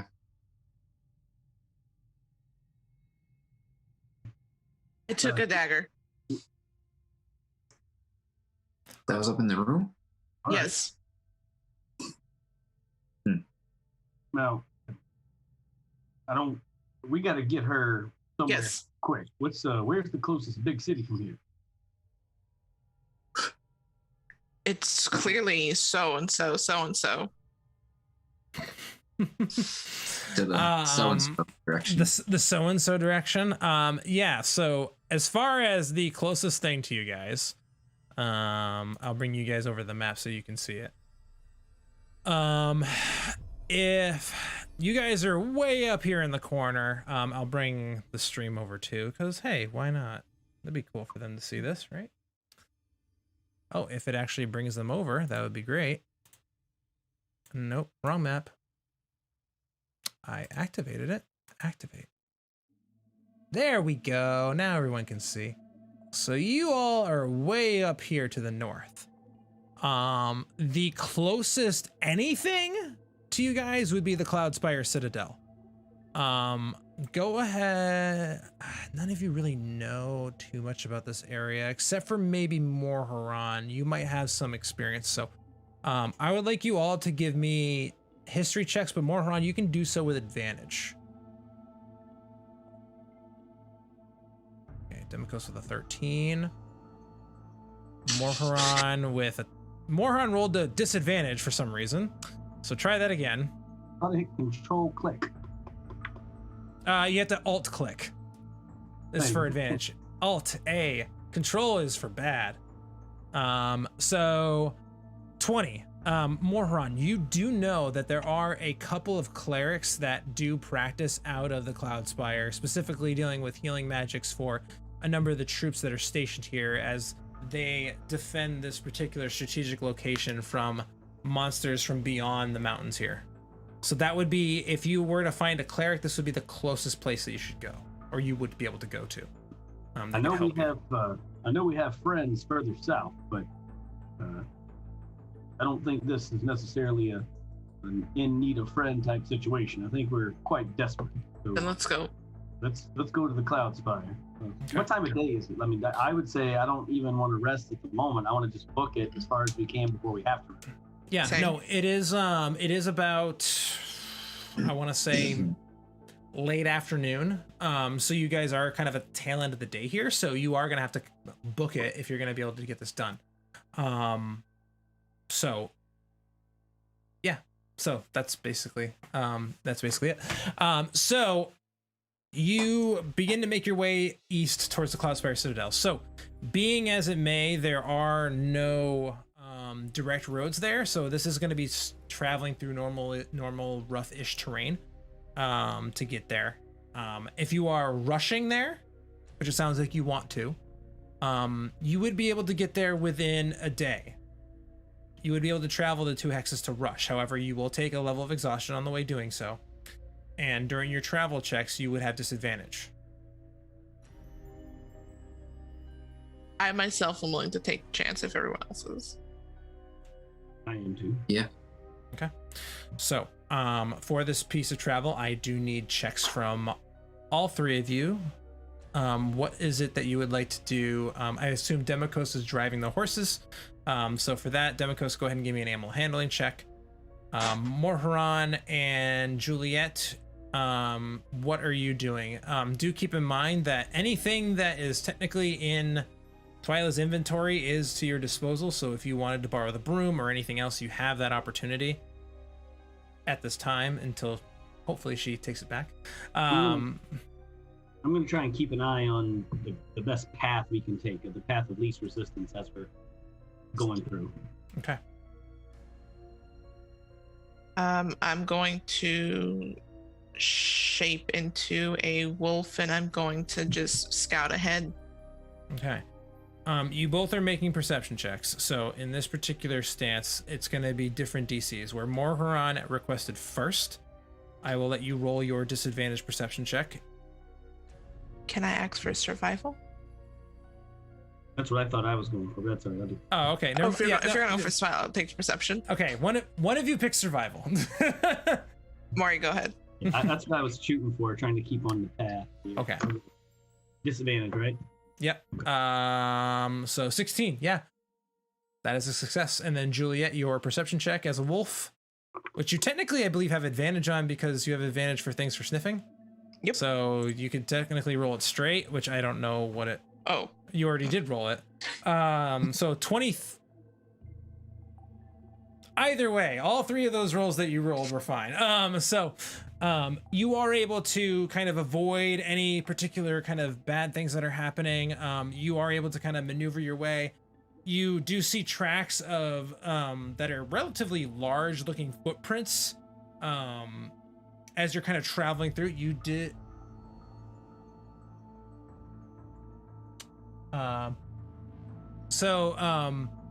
Jen, if you want to use that, you have to use the stream store on Twitch. You can't just put in +1 anymore. Sorry. I'm a player. I can't do it. But the intention is there. Okay. So you all make your way. You do eventually rush into this Cloud Spire Citadel, which I will try. I didn't do my check. Oh, yeah. Animal handling check, please. Oh, there's a +1 for Juliet. There you go. I wanted to do a stealth check to try and avoid any dangers. A what check? Stealth check. Yeah, go for it. Oh, nice. Double 18, so plus your stuff. So you are able to kind of keep everything laying low.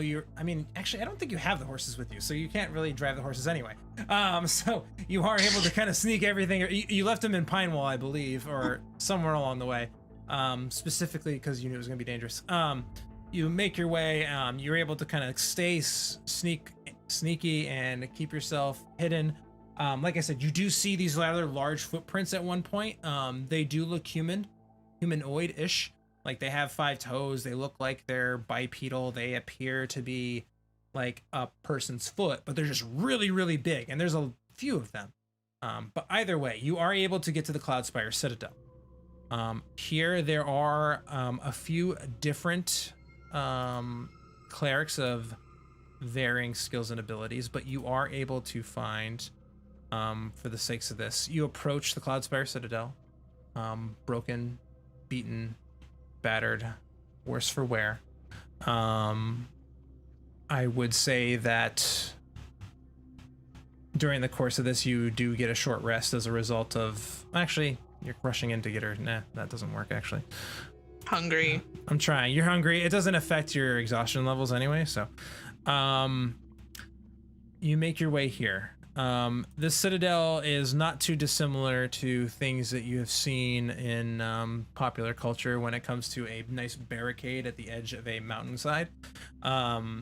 There is multiple different walls. As my camera freezes, there's multiple different walls between this particular outpost and the dangers beyond. And there are a number of different individuals here, some very rough and tumble, some look like they're very honest. There's a very mixed bag here, but they're all members of the Crimson Regiment here. You do eventually, after asking around and obviously carrying a bloody corpse of your friend, you are able to find a group of clerics here. Not too not ironic, but not too but convenient. Here at this particular citadel, there are clerics to the goddess Nereus, the god of courage and self-sacrifice, the same god that you all saw the visage of the bright blue glowing flame blade with the large angelic wings, with the auburn with the visage of a woman's face.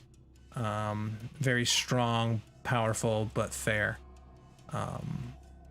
There are a few different clerics here. Most of them are female, with the head cleric being a female herself. She kind of sees what's happening and begins to prep for your ritual.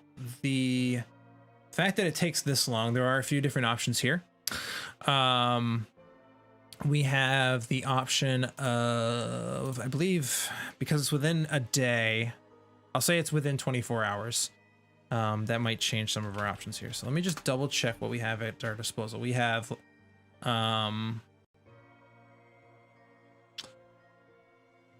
Revivify, I believe, has to be within the first like 10 minutes or something like that, if I'm not mistaken. First minute, I think. Yeah, so I believe the situation that we're in is in Raised Dead territory. For this particular casting, there is a component cost to it. The material for this particular casting is a diamond worth 500 gold pieces, which the spell will consume. If you were able to foot this bill, you will be able to conduct the ritual. I have 830 gold, and I'll give 500 of it. Okay. I'll buy it. I have much more than that. Either way, whoever ends up buying it, we'll figure that out at the end. The cleric who introduces herself as Persephone, begins to set up the different aspects for this particular ritual, lighting the braziers in and around the area with the same blue flame that kind of sparks out with it. And in the middle of this temple, there's actually the sword that you remember depicted on the statue, the same long blade in the middle here, point up, also lit with this blue flame that comes up from underneath it.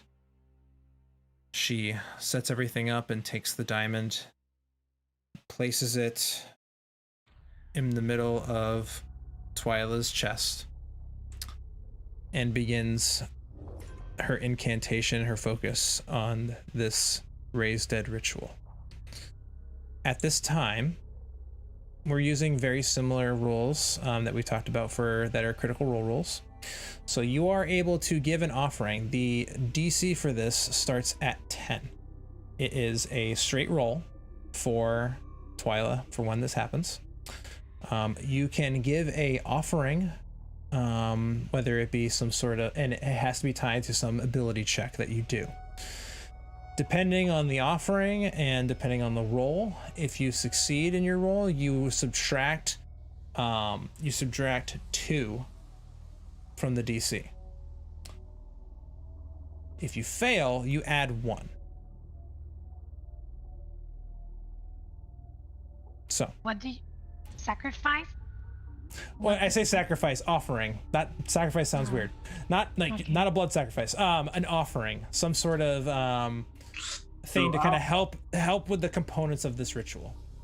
I'm gonna go and start to help the cleric set up things. I'm gonna kind of watch him practice the magic, and then I'm gonna go, and if I see him putting like candles in certain places, I'm gonna go and kind of assist in helping him to prepare the magic for this thing. Okay.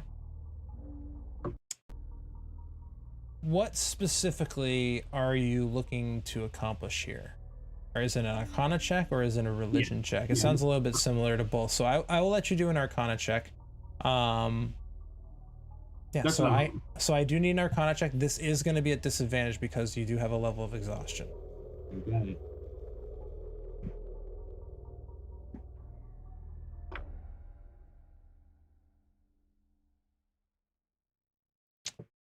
$17. Okay.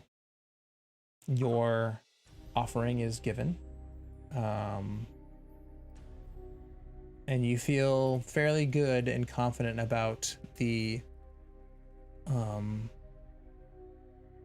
offering that you have put forth. Who would like to go next? I need to read something, so I'm gonna let Demikos go. Okay.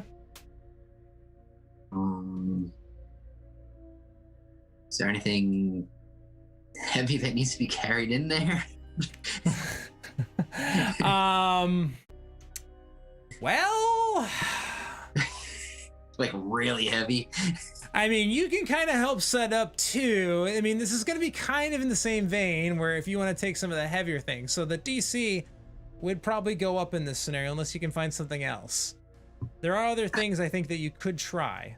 I know this is I know we've had this thing before in our other games where it's not an easy thing when you're playing a martial character to come up with something, and I totally understand that. Could I maybe do a couple of like backflips or something? Tumble, like a tumbling show? You want to tumble? No, I mean, you have other options here. So I'll give you the athletics check, but like I said, the DC is going to be raised a little bit.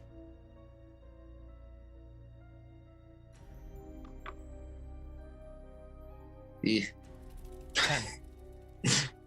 You do help kind of continue to set up and put things in place.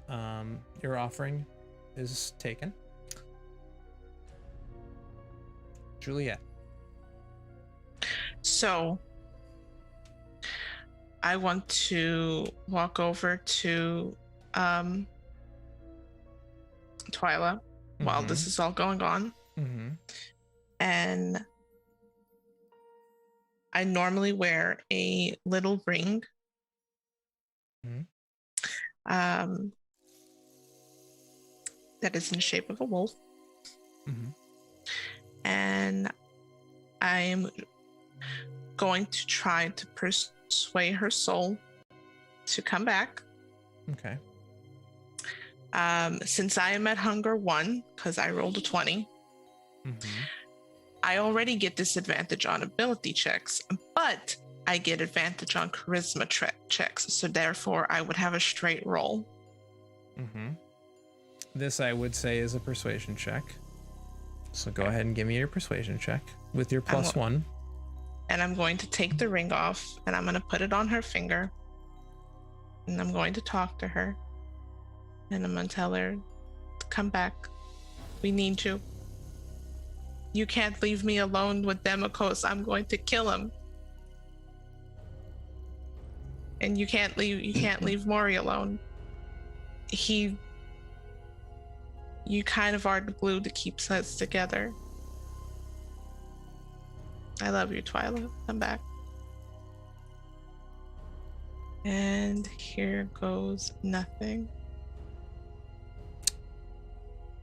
So 15 because of the +1 from the audience. Your offering is accepted. So what is going to happen is I'm going to roll behind the screen.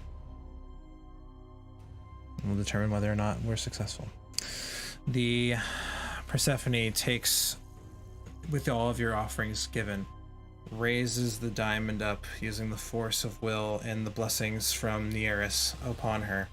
Taking it, you see the diamond kind of shatter as the remnants of this diamond soak within the wounds and also spread into the face of Twyla.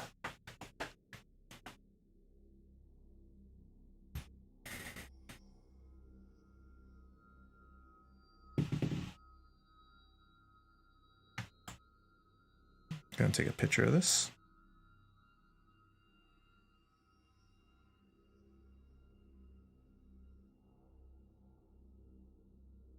Okay.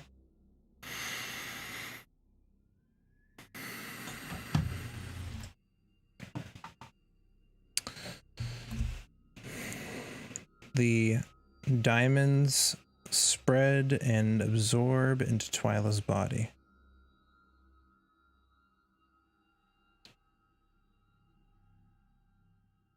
Seconds go by. You feel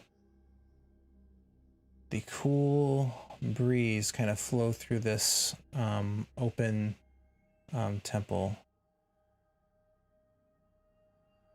chilling the air around you before swirling and coalescing and coming back. You feel and you can see the wind of everyone's hair and the surrounding area in this region around you. Everything kind of kick up. Dust, leaves, any debris that's loose kind of begins to kick up, swirling up into the air before finally dissipating.